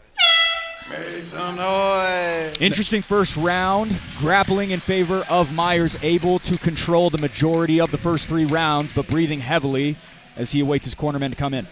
Keep in mind for Lance that could be a pretty major confidence boost. Like if I'm his coach, I'm saying, hey, that guy got his best position he could into you, and he couldn't finish you. He went back to his corner very confident. He looks calm, cool, collected. He looks very well composed. Can't see what Brendan looks like over there. He looks exhausted, is what he looks like. He has his hands on his knees. He was hunched over. He's looking very, very tired. Yeah, we got him right here. That's Regenball. If we could get it over to Brendan Myers, we're looking at the body language of him. We're searching for if we can get a shot of it. But Lance Regenball does seem to have his wits about him. We see Brendan Myers did exasperate a lot of energy in that first frame. He just made eye contact and made a little smile over there. I think he's all right. But very impressed with the composure of Regenball. He's in a bad spot the whole round, fought out of it. Yeah, that comes with experience, right? That comes from a long time of being on the mats and being in bad spots. Just because you're in a bad spot doesn't mean anything, right? Yeah. Like you can get out of that. So lose, as Sean O'Connell once said, right? You lose rounds, not fights. Top of the second frame, Dave Sellystead, the third man in the cage once again. Been a busy man considering the BKFC assignments as well last night. Right back into the action. Regenball heaves an overhand right. Myers privy to it. Good short left hook there from Lance. He's throwing leather. These guys are swinging. Myers locates the hips, looking to lift off once again, this time in the corner of Regenball. Regenball searching for a guillotine, eerily similar to his first loss versus Dietrich Jessup, Jason. Nice body shots from Regenball. Now he's throwing big leather. Regenball battles back. Brendan retreats. And takes a big, deep breath. It does look like conditioning is starting to get the better of him here a little bit. That guillotine defense was really nice. It stopped Brendan from taking him down. Chatting with one of Brendan's teammates earlier tonight during the intermission, said that Myers has improved immensely over the past couple of months. Regenball, though, right now taking care of business. Regenball looking like the fresher fighter, and he's hurting Myers right now with these shots. He's hurting him bad. He's got him against the cage, and Brendan looks like he is wilting a bit here. That pressure, Regenball is not. He just keeps marching forward and landing shots. Beautiful going to the body here. Down is Myers. Lance Regenball, a man on the mission, takes home the flyweight strap. He won't be defending it for at least 6 months after the cage, but that's okay. Great performance by Regenball. That was a very good performance. They going to give our boy 6 months for that? I've heard that's a 6-month suspension. I could be wrong, but stay off the cage. Sitting right next to me. Stay off the cage. Hey, go celebrate, young man. You just won the title. Really good performance. He was in I mean, there's literally not a worse spot to be in, right? Not only did he was in bottom of back control with a body triangle on against the cage. Doesn't get much worse than that. Stayed composed, controlled the hands. He's looking over his here. He's hyped up. He's yelling. But it was really good. He kept his composure, came out at the beginning of the second round, knew he was the fresher fighter, put pressure, and eventually ended up getting the finish over Brendan. And we talked about before coming out in that second round how confident Lance looked. He was full of confidence and energy coming out for that second round, and it showed. There's different. Oh, here we go. We got the replay. So here we are against the cage. Lance is throwing some heavy shots going to the head. Then he starts ripping these right hands to the body. Big power punching. Brendan's doing everything he can to get out of this bad spot, but he might just not be all the way here. Here are those body shots I was talking about. Boom. Big uppercut sends him to the canvas. Mouthpiece comes out. Good stoppage. An unfortunate way for that one to close out. Brendan Myers seemed to be up in a lopsided first round, finished in the second, similar to that of the first title fight versus Nasir Davis. Back to the drawing board once again as Reginball goes to seek out his opposition. All love between the two flyweights as we are primed to belt a winner. Right now, we're going to make it official with Jackson Hoops. Fierce fans, referee Dave Salyastet has called a stop to this contest at 1 minute, 11 seconds of the second round, declaring the winner by TKO and new undisputed flyweight champion, Lance, the terrifying toddler, Reginball.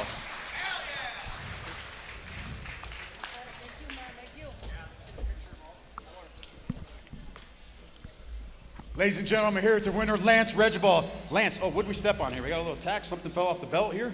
Want me to hold it? Want me to hold it? We'll figure it out. We'll figure it out.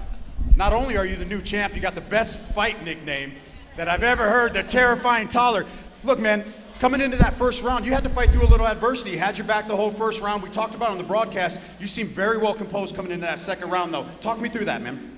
You know, we've been working on that whole fight camp. We knew he was a jiu-jitsu guy. We knew, and we did our studying. We watched our footage.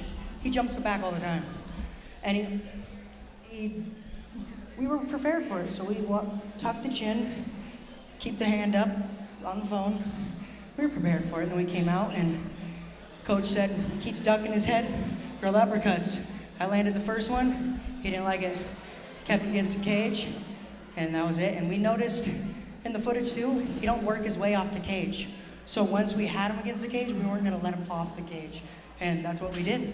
I love it, man. Phenomenal performance again. Is there anybody you want to give thanks to tonight? You know, I want to give shout out to all my sponsors, Infinity Wellness, Total Nutrition and Tanning, Mitchell Supply,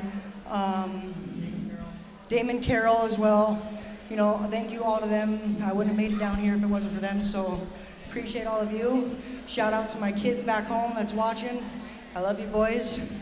And my mom, my kids' mom, I love you guys. And my coach Dave, who I couldn't have done it without.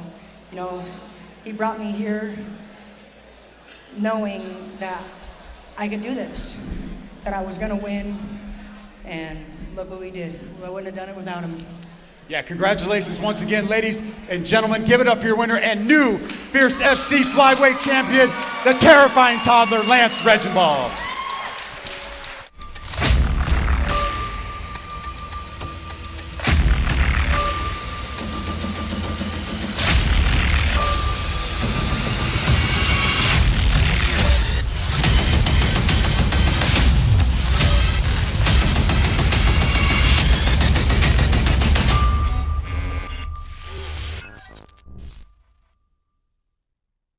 Legendary Roofing, Utah's first choice in roofing. Call us today for a free quote. We're happy to help you protect your home with our free inspections and affordable roof installations. Our trusted installers serve the entire Wasatch Front year-round. We have the best roofers in the business. Our teams give you peace of mind with our professional installations. We take care of you from beginning to end with speed and excellence in making sure your investment in the roof of your home is safe and secure. We're craftsmen to the core. We treat your home with respect and give it the care it deserves. We're serving the entire Wasatch Front with knowledge, experience, and purpose. We have the finest craftsmanship, best pricing, and face-to-face customer service because we're Legendary Roofing, Utah's first choice in roofing. Call us today. Legendary Roofing. Scan the QR code on your screen right now for access to Fierce FC's digital program. Get the inside scoop for the last 4 fighters making the walk tonight, as well as additional information on future shows. Lance Reginball comes away with the flyweight strap Jason, we were just talking about it. This kid looks special. Yeah, very impressed with him. I'm always impressed when I do these interviews and these fighters can break down these fights like this. They clearly did their homework, very well composed. I love this kid, man. The terrifying toddler. Let's go. What do you think of the nickname, Andrew? Jason seems to be a I'm full all in, subscriber. man. I'm with all it. in. I think the nickname's kind of ridiculous. I think it drops the guard on just how good of a fighter that kid is. I'll give you that. He is as good of an amateur as I've ever seen in Utah. That kid is really, really talented. We saw spades of Nasir Davis, just powerful striking and able to finish a vet like Brendan Myers. And Brendan Myers is no slouch. Like, we've seen Brendan Myers in some wars. He had a big loss to Nasir Davis, which is nothing to hang your head about. Great fight. But, man, Lance Regenball, very, very impressed with that young man. All right, another title to give out at 135 pounds. Inside we go to hoops. Fierce fans, our co-main event and final title fight of the evening is sponsored by Legendary Roofing. As a family-owned and operated roofing contractor with 20 years of trade experience, their commitment to excellence in roofing services is unwavering regardless of the scope of the project. They approach every job with the same level of professionalism and attention to detail, from full-scale re-roofing projects to routine maintenance tasks aimed at preserving the integrity of your roof. For all of your roofing needs, contact Legendary Roofing. Fierce fans, make some noise and welcome our final two title fighters, Nate Reinhardt and then David Kim, to the cage.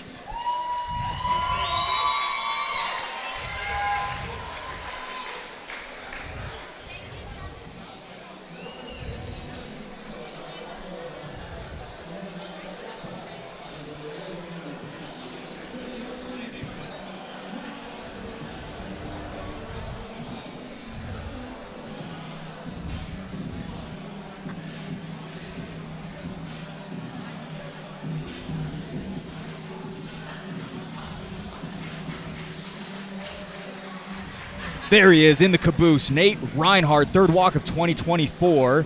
Andrew, unable to tip the scales under the bantamweight threshold, but been on a tear nonetheless. A couple of finishes for him already in 2024. It is unfortunate that he was unable to make weight, thus he'll be disqualified from getting the title if he is to be victorious over David Kim tonight. Lots of activity, though. That's something that you like to see, right? When a guy's coming into a title fight, you don't want him, having a year or two break in between fights, and this guy has stayed busy. Jason, we have seen this guy grow from his first fight back in 2022 up until now. He hasn't been beaten since that decision loss in May of 2022. I believe it was Fierce Challenger Series 2 at the time, but since then been on a tear. Yeah, he's looked phenomenal striking. He's got some wrestling. He's got jiu-jitsu. I ran into him at the Maverick on my way here tonight. This guy is one of the most calmest, cool, collected fighters I've seen. He was just cool, just ready to go. Told him, hey, man, don't get out. He was just calm and cool, man. I really like Nate Reinhardt. Always seems to be that way. He was unable to compete back in July due to a lingering injury. He was supposed to fight Nasir Davis, but that did lead to Jackson DeGray versus Nasir Davis, which right now is the amateur fight of the year, no doubt about it. Instant classic. That little kid had some hands, man. Nate Reinhardt, been very busy. A fight in January, a fight in April, and now in September. Unfortunately not eligible for the title, but nonetheless, a successful couple of months for him.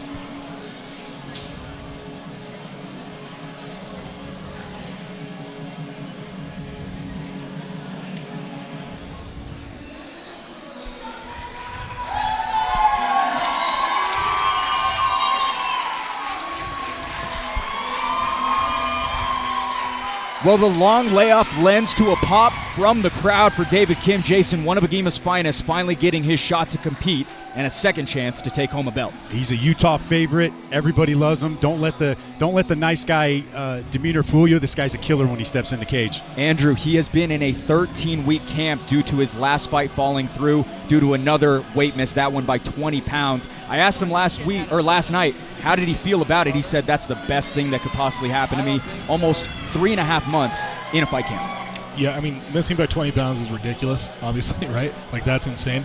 I'm glad to hear that his spirits have kept up, because sometimes when you're getting scheduled and you keep having fights fall through, it can really mess with your confidence. But as we talked about earlier in the broadcast, David Kim's a lifelong martial artist. He's been at this, at this game, maybe not mixed martial arts, but competing and having the mindset of a martial artist for, better part of 15 years now. So David Kim, the longest layoff of his career right now, Jason, 18 months void of MMA competition. His last fight was against John Smith. But really quickly, we do need to pull up the tail of the tape presented by Prime Labs for this amateur bantamweight title bout. David Kim, 3-year senior, 27 years old. Nate Reinhardt will have the advantage in the height department. Both fighters weighing in right around that bantamweight rim, but Nate Reinhardt did go over by 2.5 pounds. David Kim half a pound under at 134.5. 3-1 for David Kim.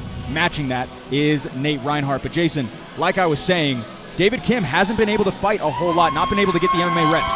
Yeah, we'll see. We'll see if that's going to make a difference because Nate's been on a streak. These are two of the top bantamweights in Utah right now fighting for the strap.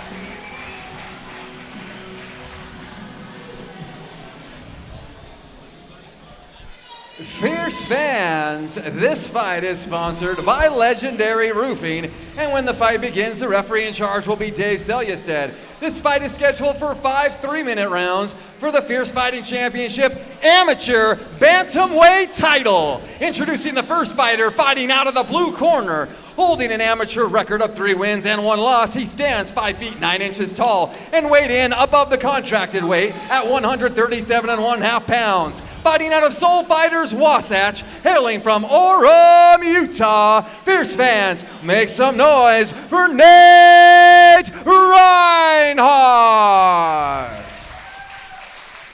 And introducing his opponent, fighting out of the red corner, also holding an amateur record of 3 wins and 1 loss. He stands 5 feet 6 inches tall and weighed in at 134.5 pounds. Fighting out of Agima Jiu-Jitsu and MMA, hailing from Farmington, Utah. Fierce fans, make some noise for David Kim.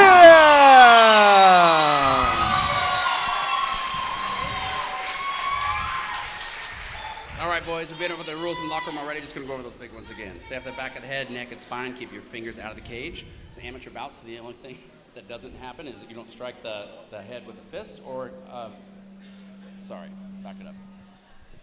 Sorry, that a little too close, brother.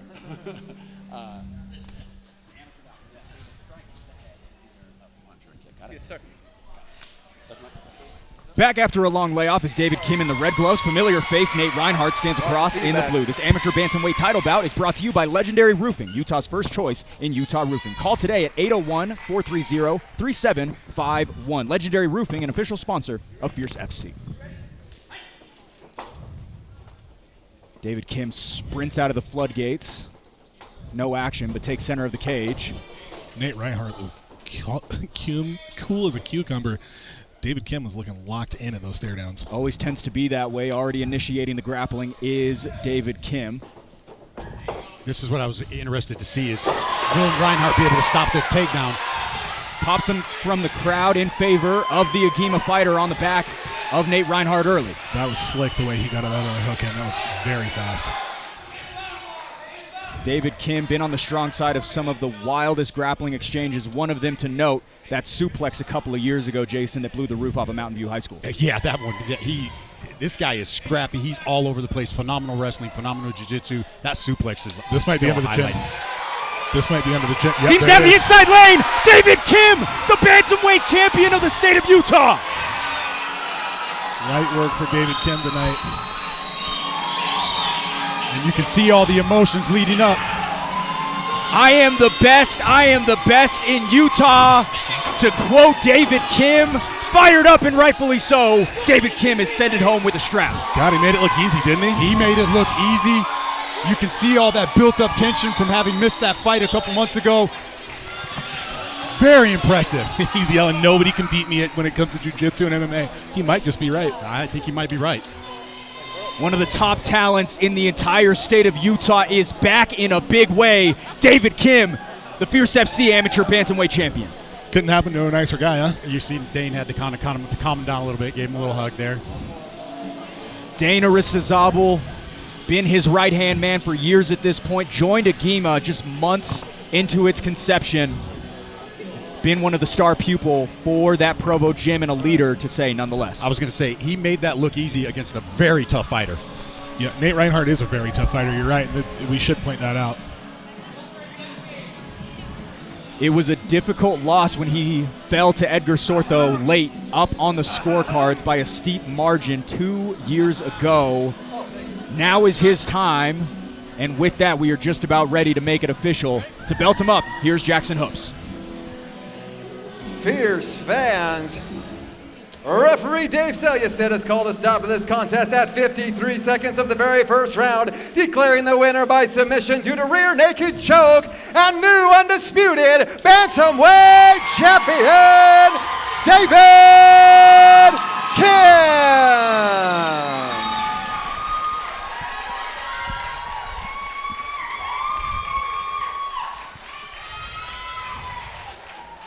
Got your mouthpiece out? Sir. All right, I'm here with your winner, David Kim. David, I know how much came into this, to you getting to this moment right now. Talk a little bit about what you went through to get through here, and I can't hand you the mic or Blake's gonna fire me. Okay. First of all, I love my gym, Agima Jiu-Jitsu and MMA. You guys are so amazing. Thank you so much, Dane Aristizabal, and I say that right. Court McGee, Amy Aristizabal, all my teammates, everybody at Agima Jiu-Jitsu and MMA, I love you guys. Thank you so much for being my family.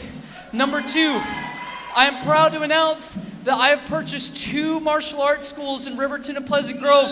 Premier Martial Arts, Riverton and Pleasant Grove. If you guys have children and you want their lives to be empowered, just like what you saw today, make sure that you sign them up and come try a class. So I want to talk a little bit about the fight. You came out, guns a-blazing, took the back, got the submission. Was that the game plan tonight? I knew that they were going to be ready for my takedowns, so I actually meant to fake the takedown, but then we kind of got clenched up, and yeah, same game plan anyways. So, but I was going for the fake to do an overhand right, because I knew that's something that they're going to be working on since I am a wrestler. And I saw a little emotion after not getting that fight last month. We saw a little bit of that emotion come out. Yeah, I do apologize if I said anything that was not correct. Sorry guys, I know there's kids here. But it was just really frustrating. I've always wanted to fight in the Maverick Center, and I was super disappointed at my opponent, but life happens and you gotta move on. Like I said in my speech, the way that you handle yourself when something happens is everything about your character. Any sponsors you want to give a shout out to tonight? I need someone to turn around for me real quick.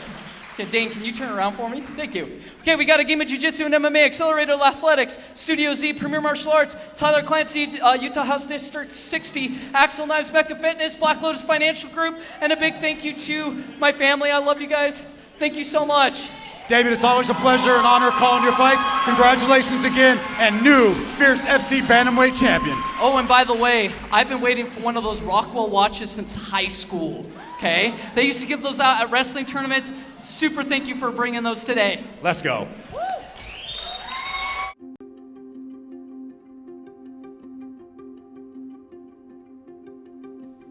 FST.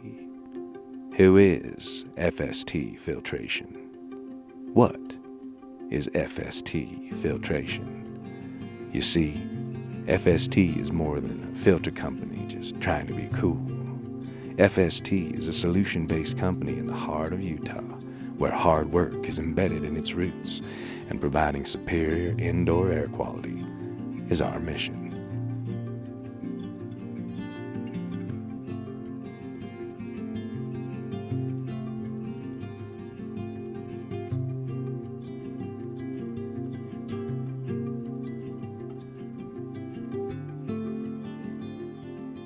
FST has risen to the challenges that everyday people face. As new challenges present themselves, we too shall rise to the occasion. Manufacturing is the backbone of America, and our employees are the backbone of FST. So when choosing your next filter for your home or building, don't choose any filter. Choose FST. Small business, family owned, since 2001.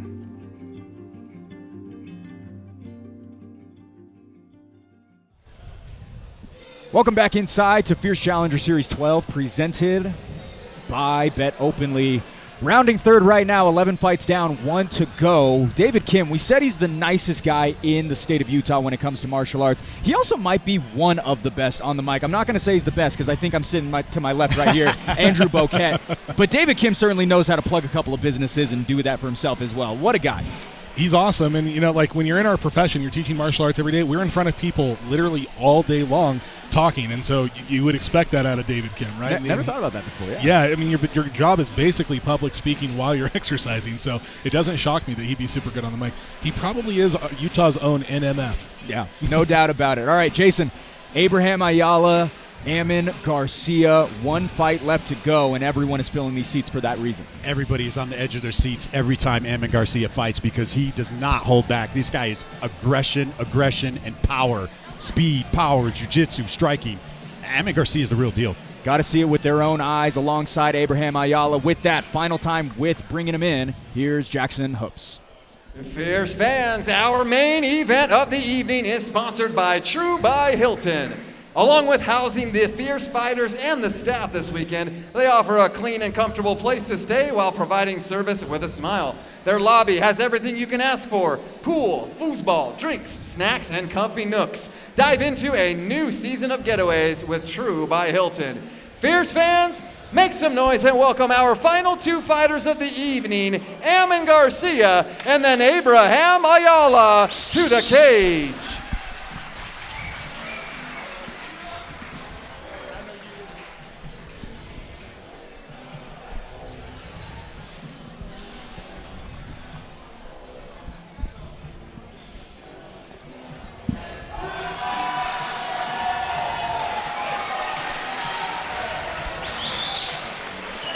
Well, with the amateur career in the rearview mirror, a substantial step up awaits for Ammon Garcia. Jason, he bested Talon Carvalho in a back-and-forth battle last February, but now looks to make magic once again as a professional. Yeah, this is one of those guys we talk about, these blue-chip prospects here in Utah MMA, and Ammon Garcia is right at the top of that list of blue-chip prospects here in Utah.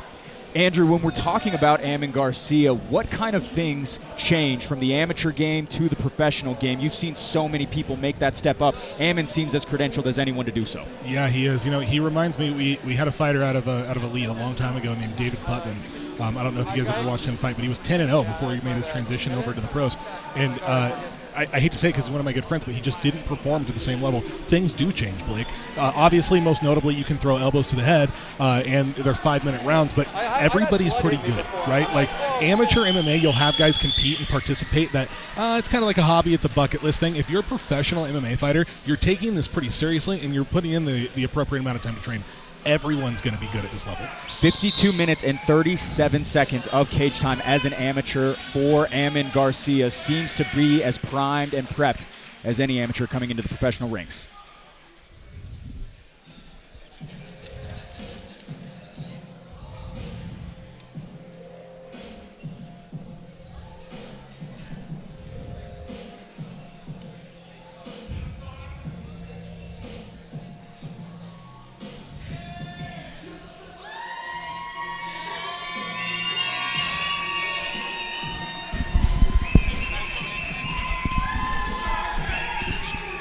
First time in a main event slate, enter Abraham Ayala. Andrew, he faced his first pro defeat last time out based off a controversial decision. He says he'll never let a judge influence a fight in the future. Safe to say, urgency is inevitable here tonight.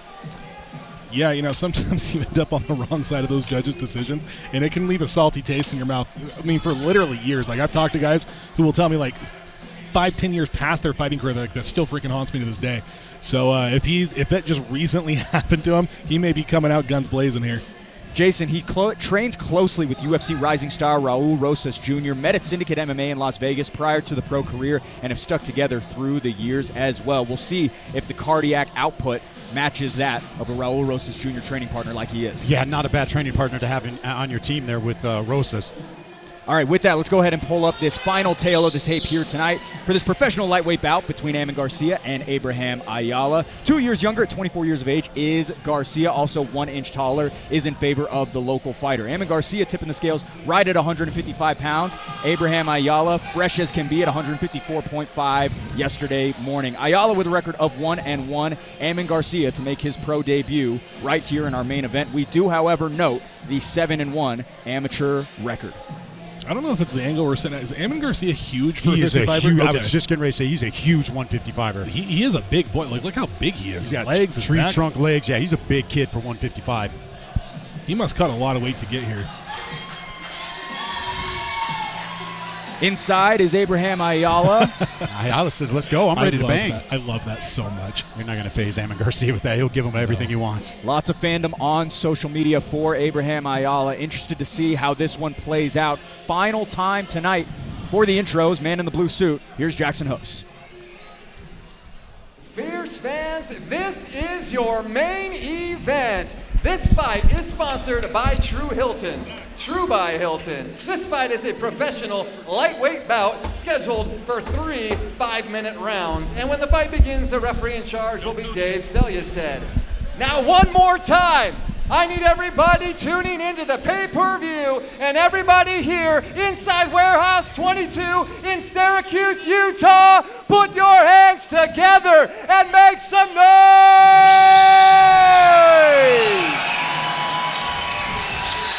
Introducing the first fighter fighting out of the blue corner, making his professional debut. He stands 5 feet 10 inches tall and weighed in at 155 pounds, fighting out of One Hit MMA, hailing from Indio, California. Fierce fans, make some noise for Ammon Garcia! And introducing his opponent fighting out of the red corner, holding a professional record of 1 win and 1 loss. He stands 5 feet 9 inches tall and weighed in at 154 1/2 pounds, fighting out of the Rosas team, hailing from Las Vegas, Nevada. Fierce fans, make some noise for Abraham El Monstro Ayala. Main event slate for Abraham Ayala in the red gloves, Ammon Garcia, the hometown favorite, in the blue. This professional lightweight bout is brought to you by True by Hilton, a clean, comfortable place to stay and service with a smile. True by Hilton, the official hotel sponsor of Fierce FC. Dude, Garcia is ready to scrap. Yeah, don't blink with Ammon Garcia. And somebody beat me to it in the crowd. Chee wee wee. I like those shorts. I have to find out where Ayala got those. And he's coming out throwing bombs at Garcia. Lightning fast for Garcia as he attacks the body. Crisp on the chin as Ayala takes his best shots, no problem, and enters in. Ammon was slick there, moving the double up on the left-hand side. Tyson style, body, head, body. That was excellent. And Ayala ate him and walked right through him. Decided it was time to grapple, though. Yep.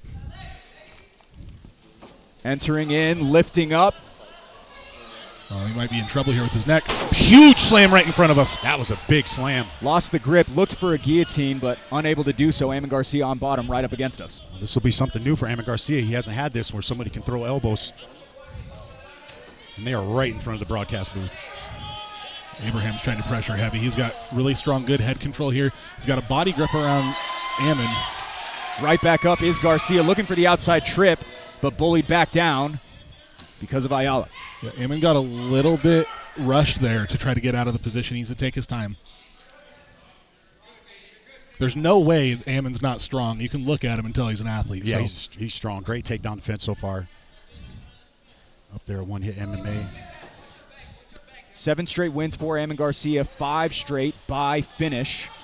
Right now, being met by a lot of grappling by the Las Vegas fighter. Abraham's doing a great job of keeping pressure on him, but again, this is a really high pace that Abraham's trying to keep here, right? And he needs to get some payoff out of it. Also of note when talking about the size, Ayala the lightest he's ever been. Ammon Garcia now wrapping up a guillotine. And that's tight, folks. Able to shoo his way off, but right on the button is Ammon Garcia as Abraham gets up. Abraham looked a little worse for wear when they got up there. Oh my goodness, hard kick by Abraham. Venomous shots on both sides. Throwing everything but the kitchen sink right now. Still 3 minutes to work for both fighters. Yeah, I was definitely wrong with my synopsis of that. Abraham's still very much ready to fight. What's up with all the guys from One Hit going for ninja chokes? Yeah. Zach must be teaching that up there in jiu-jitsu class. I guess so. Garcia finds his way outside, rings the bell of Ayala. And he is cracking out. Ayala! Huge right hand drops him. And he's getting up. What a chin from Ayala. Dude, Abraham is insanely tough. Wow. My God. He ate some big shots and bounced right back up. He's not in a good spot here, though. He's asking the referee if he can throw those elbows. Ammon Garcia bounces the head with a bullseye. Ayala straight back into the grappling. I'd like to see it yet. And Ayala throwing punches right back. Oh, my goodness. Oh, head kick lands. Are you kidding me? What a fight. Now Ammon stumbles back. Right back into the phone booth we go. A little bit of blood coming from the nose of both fighters. Nice elbow by Garcia. These guys are throwing heavy leather. I don't know how this fight's going to keep going on for much longer. Garcia looks for an open strike in the standing. Unable to land it. Ayala still has his wits about him. Abraham obviously very proud to be Mexican, and he's fighting like it right now. Nice rip to the body by Garcia, and another 1-2 by Garcia. Iron chin on display. Oh! Ammon Garcia testing it. He's hurt. Are you kidding? Beautiful takedown by Abraham. This is unreal. Garcia looking to locate the neck once again. We get a smile and a tongue out by Ayala as well. Abraham's a dog. The chin on Abraham Ayala, my gosh. Ammon's got to be thinking, what do I got to do to put this guy out? Now, here's the question. Ammon's had a lot of success, but he has beaten and broken guys. It's not happening right now. How's he going to respond to this? And how is he going to come out fighting a 5-minute round? He's got a lot of muscle, and we know muscle requires a lot of oxygen. It does. Abraham looks like he is slowing down here a bit. He stumbled on one of those elbows. Garcia looks to try to wrap up some sort of a choke. Ayala still attacking positionally. Hard to see from here.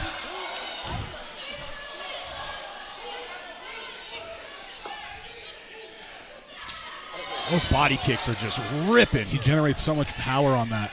The way that Ammon slips into his left side and then throws that left hook is beautiful.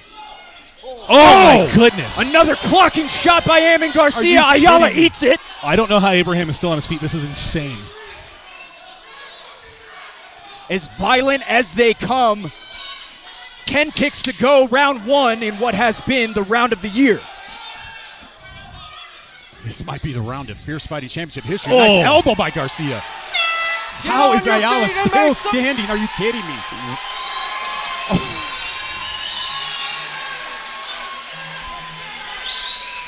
Listen to that crowd, guys. 5-minute frenzy here in Syracuse, Utah. That legitimately might be the best first round I have ever seen in Utah. I've got to echo that. That was a phenomenal round. Back and forth. Both fighters hurt. Ayala looks fresh. Not breathing heavily whatsoever, but took a lot of damage through 5 minutes, Jason. Yes, he did. Oh, man, I cannot wait for this second round to start. Let's go. Abraham Ayala is a live dog out there, gentlemen. He is a dog.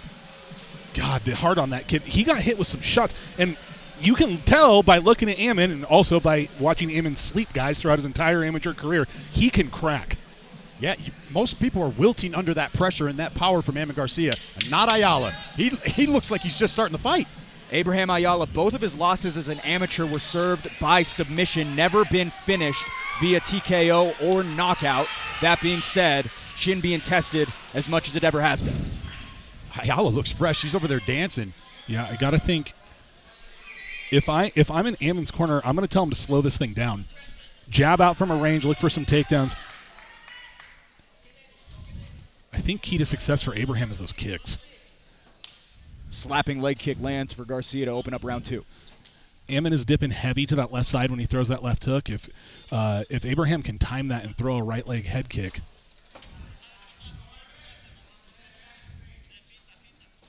Pace seems to be pittering out a bit. Makes sense given how much output we saw in the first round, but still a calculated chess match, Jason. Yeah, Garcia's dipping heavy to that left side. Yeah. I don't know if Ayala's picked up on it yet. I think he has. He threw that kick right afterwards. Looping hook lands by Garcia, answering right back as Ayala. Garcia's left hook is money. Ayala saying, I'll eat that for lunch and throw one right back to you. Heavy elbow lands, pushes back the former amateur champion. Oh, big stiff jab. They exchange jabs. Walking straight into it, playing possum a little bit is Ayala. Some showmanship in Syracuse, Utah. Nice leg check by Garcia. Stiff jab lands by Garcia once again. I would really love to see Ammon at least attempt some semblance of a takedown just to get Abraham's eyes on the grappling game a little bit. But these guys seem to be content to just throw. Ayala marching forward. Nice combination for Garcia. Ammon is so crisp with his hands, man. Ayala's not phased. He's walking through everything Ammon is throwing at him tonight. Yeah, he genuinely does not care. Ayala able to answer back with that one, turns the tides just a bit. Oh. Down is Garcia. Ayala swinging the tide in his favor as Garcia looks to circle out. There's that high kick again. Yeah, Ammon looked like he might be on wobbly legs here. That head kick might have gone. Yeah, he still looks like he's on skates. Yeah, his eyes are a little faded. Yep. I don't know if Abraham noticed that head kick got through. He's still, yeah, you see that look in his eyes? I think he's hurt. He's poker facing it well, but he's blinking his eyes. I mean, what do you do when you've thrown everything at a guy and he just keeps marching forward? Seems to have his wits back about him, Andrew. Yeah, hard knee there. Hey, and let's give Ammon the props that he deserves too. He's gotten hit with some hard shots and has refused to go down here. Hard left hook by Abraham. These guys are just exchanging on the feet. How long can this go on? Looks like a low blow there. Both fighters fighting for the finish. 2 minutes to go. About 2:10 left in round. Oh! Big right hand. Ayala step back again. Garcia smells blood. Ammon's trying to pour it on here, but Abraham is live dog up against that fence. Fans on their feet. Ammon Garcia looking for the finish. Abraham tough as nails, though. He's going to keep fighting. Trying to find that finish line is Ammon Garcia. Ayala on bottom. Ammon needs to use this opportunity to get to a good spot and hold him down. There's a minute 44 left in the round, which it's good enough time to work. He needs to take his time here. Going to the body is a good move in a fight like this. You know, suck some of the gas out of his tank. Conserve the energy as much as you can because it's been non-stop action. When you are in there with a guy like Abraham, you've got to come to terms with the fact that you might not be able to finish this guy, right? And you need to fight smart. Trying to knock someone like this out may very well put you in a position where you're going to end up losing the fight. And so Ammon just taking his time here, holding position, looking for some, strong grappling transitions, I think is definitely the move. Well, it's giving me a time to catch my breath. I don't know if he has anything there. We have been all over this broadcast booth as Ammon Garcia now chases the back. Made a mistake, got too high. Falls his way out. Ayala now back on top. Ammon with a wide open half guard here. Yeah, he's tired. He's got to close it. Yeah, and the crowd's yelling at him to close his half guard. How disheartening is that for a fighter, Andrew, to just have somebody just keep marching forward after landing heavy shots? I experienced it in my last fight, and I just about lost because of it. It's extremely disheartening to hit a guy with your hardest shot, and he just walks forward into you. Yeah, I don't think Ammon's ever had this in his amateur career. It's hard when you're a guy who's experienced so much success to get in there with a guy who he doesn't care. He's just here to fight. It can be really disheartening. Again, Ayala, his last fight went to a split decision, used to going the full 15 as a professional. Ammon Garcia hasn't been subject to that in quite some time. Abraham using some veteran tactics here, covering Ammon's mouth, trying to make it hard to breathe, landing some short elbows here on top from the half guard. Third and final round awaits us. Can you believe what we are seeing, Jason? I am speechless right now. This has been a great fight. I cannot believe we're getting a third round. Are we spoiled or what? We are very spoiled. Now, I do have to say, as the two analysts at the booth, are we split 1-1? Is it Ammon 2 up? Is it Abraham 2 up? You got to give it 1-1 in my opinion. I got to say 1-1. I mean, Garcia dropped him a couple times, had him wobbly. This is going to be a very tough fight because Garcia had him hurt, but then you kept seeing Ayala get more, and now you're seeing Garcia. He is winded. Shaking out the arms a little bit, trying to garner up 5 more minutes of fight time. Andrew, what are you seeing in terms of the ice pack placement?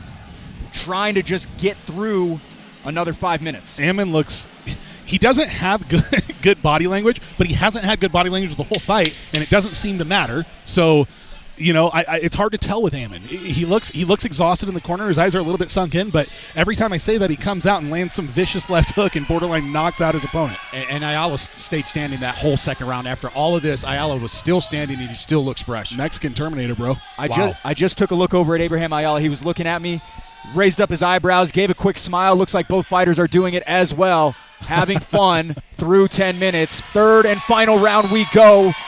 Syracuse, Utah in the palm of these two professionals' hands. We should probably just stand up right now because I don't expect we'll be seated for very long. Initiating the grappling is Ayala, able to wrap around the waist. And that was a beautiful, beautiful slip on the inside of that elbow to get this position. And Ayala just landed 2 big knees up against the cage. Trying to peel off the hands is the local fighter. Also lacing the leg on the outside is Ayala. Big slam. Big return to the mat.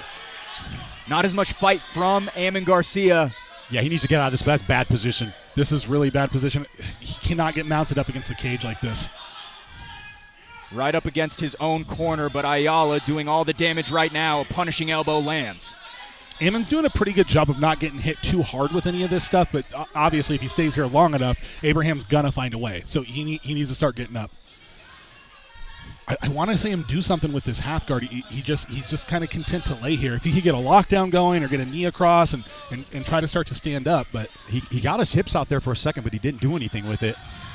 And how much of that is accounted for how much cardiac output there has been through the first 2 rounds. Ammon Garcia might just not be able to do anything at this point given how much he's already done. So that's another one of the differences with pros, right? There are spots in fights where you can rest and there are spots where you cannot rest. This is not a position you can rest in, right? That is something that Khabib was incredible at. If you notice, 3rd, 4th round, he'd start taking rounds off. And this is not a time to do it. Yeah.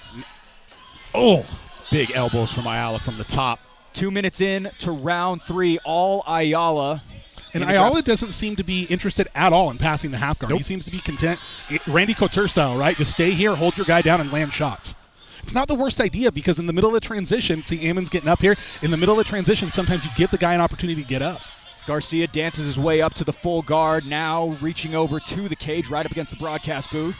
Still peppering in the shots is the Vegas fighter. Abraham Ayala still landing some good elbows here. They're right up against the broadcast booth. Yep. Ammon needs to start climbing the cage here and get his butt to the wall. I don't want to see him use energy on strikes from the bottom. I want to see him use energy to get up. Just passing the halfway point of this 3rd and final round. Garcia still fighting his way, climbing the tree, but Ayala being stubborn about it. Good body shots there from Ayala. You know, in a fight like this, those body shots can really pay dividends. He's got a body lock. Let's see if he uses it to pass here. It's become very popular in jiu-jitsu with Nicky Rod being so successful with him. Another punch by Ayala, maintaining the aggression. Ayala says, that's okay, I'll just hit you. Pretty good strategy. Ayala posting a grueling pace, under 2 minutes to go. This is not good. Ammon's got to do something here.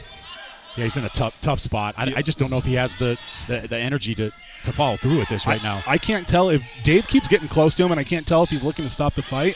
But he's keeping a really, really close eye on Ammon, and he needs to do something a little bit more.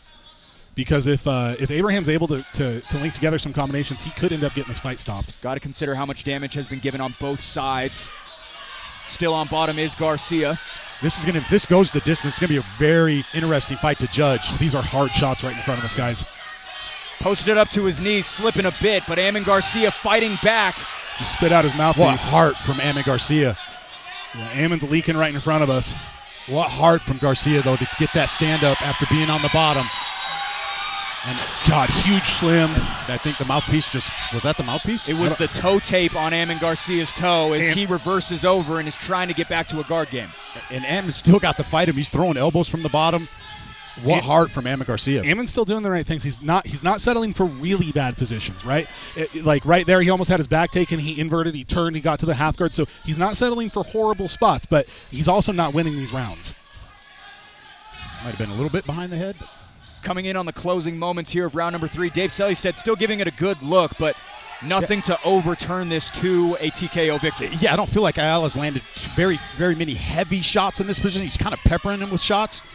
But once again, I go back to how do you judge that first and second round? Because Garcia, he dropped him a couple times, and if you're looking for damage, I mean, do you give a 10-8 round to Ayala in this 3rd round? I mean, how do you score this fight? It's so hard. It's so hard. After judging criteria, they go off the damage. First time we will be subject to scorecards tonight in one of the best fights Fierce Fighting Championship has ever seen. Abraham Ayala, Amin Garcia go the distance. Round of applause for both of these gentlemen. That was a phenomenal fight. Do you have a prediction here, Jason? I mean, I know I've given my predictions, and the judging criteria is damage and who did the most damage. Ayala did get hurt. He did get dropped a couple times in the first and the second round, but he also landed big shots, and he dominated that third round. I could possibly see a draw. You could see a 10-8. You could see 1-2 at Garcia, or you could see I don't even want to call it. It's hard for me to say. I think if I gun to my head, if I had to choose right now, I'm picking Ayala, but I could very well be wrong. The body language from Garcia in the second and third round could have played a big difference in the judge's eyes. That's true too. He did play possum to try to sneak him in, but it may have made it look like he was really hurt, right? But he might have been really hurt actually. But he has Ayala in bad spots in both that first and second round. Yeah. Maybe a draw. I don't know. We're going to find out. I don't think they're going to give a 10-8 round for that last not a lot of damage. Yeah. Very dominant. I mean, Blake, can you think of the last time you saw a fight that was that good? We've had so many this year. I think of Jerome Hatch. Of course. I think of Nasir Davis, Jackson DeGray, this right up there with it. We have had so many incredible fights. Those first two rounds, though, do take the cake for the best rounds, I think, of this entire year. Those two lightweights, the main event in that instance. I've seen a lot of fights in Utah. I think that first round is the best pro first round I've ever seen. The amount of clocking shots we saw on both sides, Abraham Ayala eating everything Amin Garcia had to give him. It's ridiculous. And with that, we are at a decision. It seems as though we do have some hot scorecards in hand for Jackson Hoops. Amin Garcia gets a pop from the local crowd once again. Andrew, what'd you have? I was going to say, think of a better first round where someone didn't get finished. 100%. Full 15 minutes. One man in this room knows the outcome. With that, we will kick it inside to Jackson Hoops with the answer. Fierce fans, after 3 tremendous rounds, make some noise, by the way, one more time for these two fighters.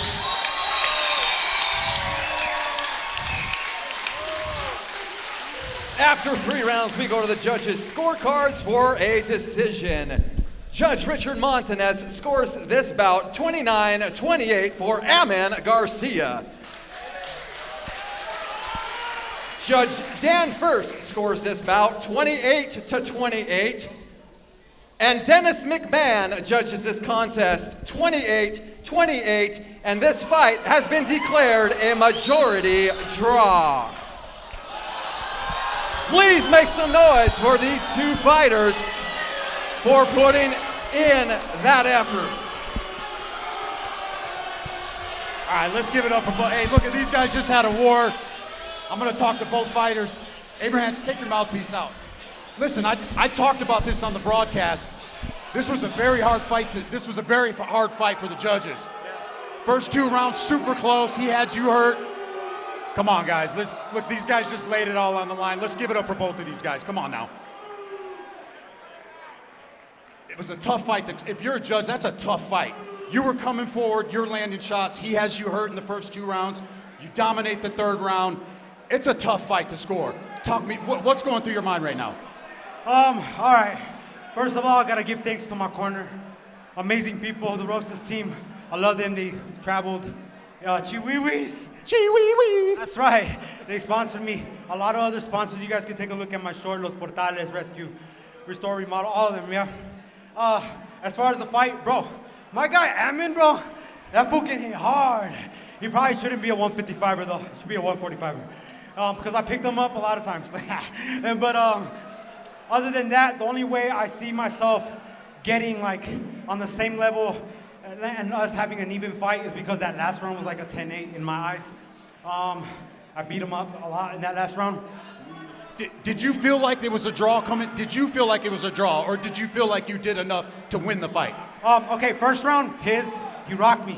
Yeah, second round, I knew he thought he was gonna rock me again, so I rope-a-doped, and then you guys saw that, I hit him, and he was like, woo, right? Third round, 10-8, mine.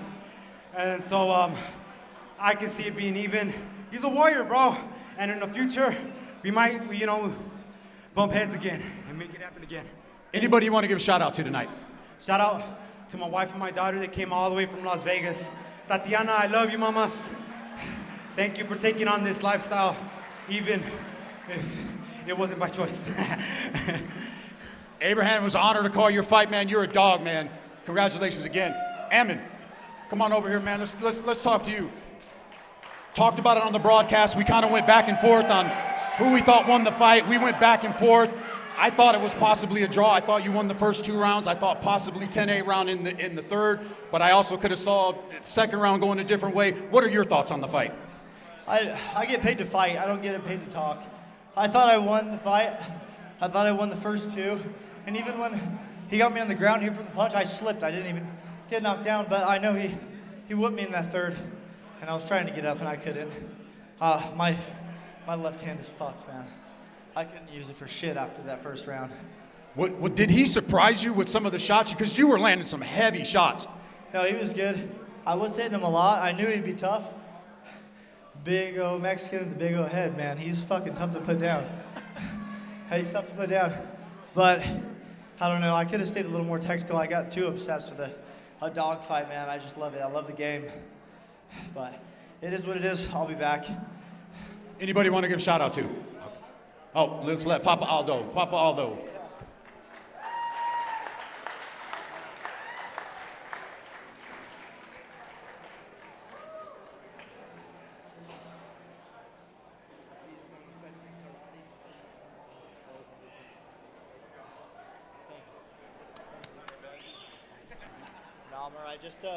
Thank you to all the people who came out to watch me fight, man. You guys mean a lot. All my training partners, you know who you are. I take a little piece of everybody that I train with to my fight, so I'm just a product of my environment. So thank you, guys. Ladies and gentlemen, give it up for both of these fighters, Abraham Ayala and Evan Garcia. What a fight. Fierce fans, thank you very much. Well, it closes out with a majority draw.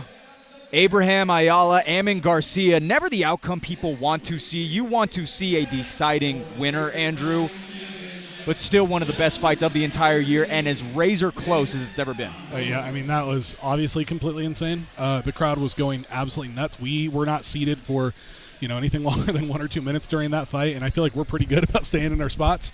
That was nuts. We keep going back and forth over here at the booth, and we're trying to decide, do we agree with the decision, do we not?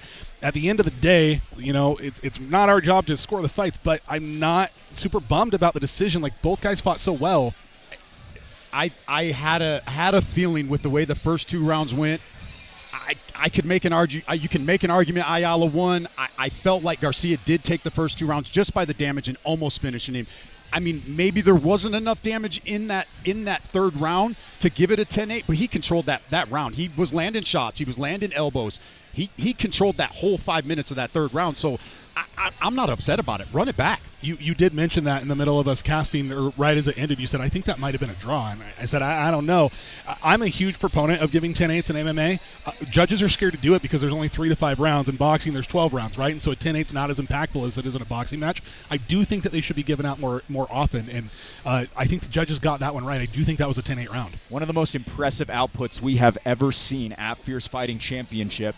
Jason, just your thoughts on the entire card. I mean, there were so many big names, so many statements made. I think of David Kim, which just happened moments ago, but Amin Garcia, Abraham Ayala just seemed to steal tonight's show. They finished the night. Encore performance. Both fighters, phenomenal performance. What a card. What a card. Are these not always the sleeper shows?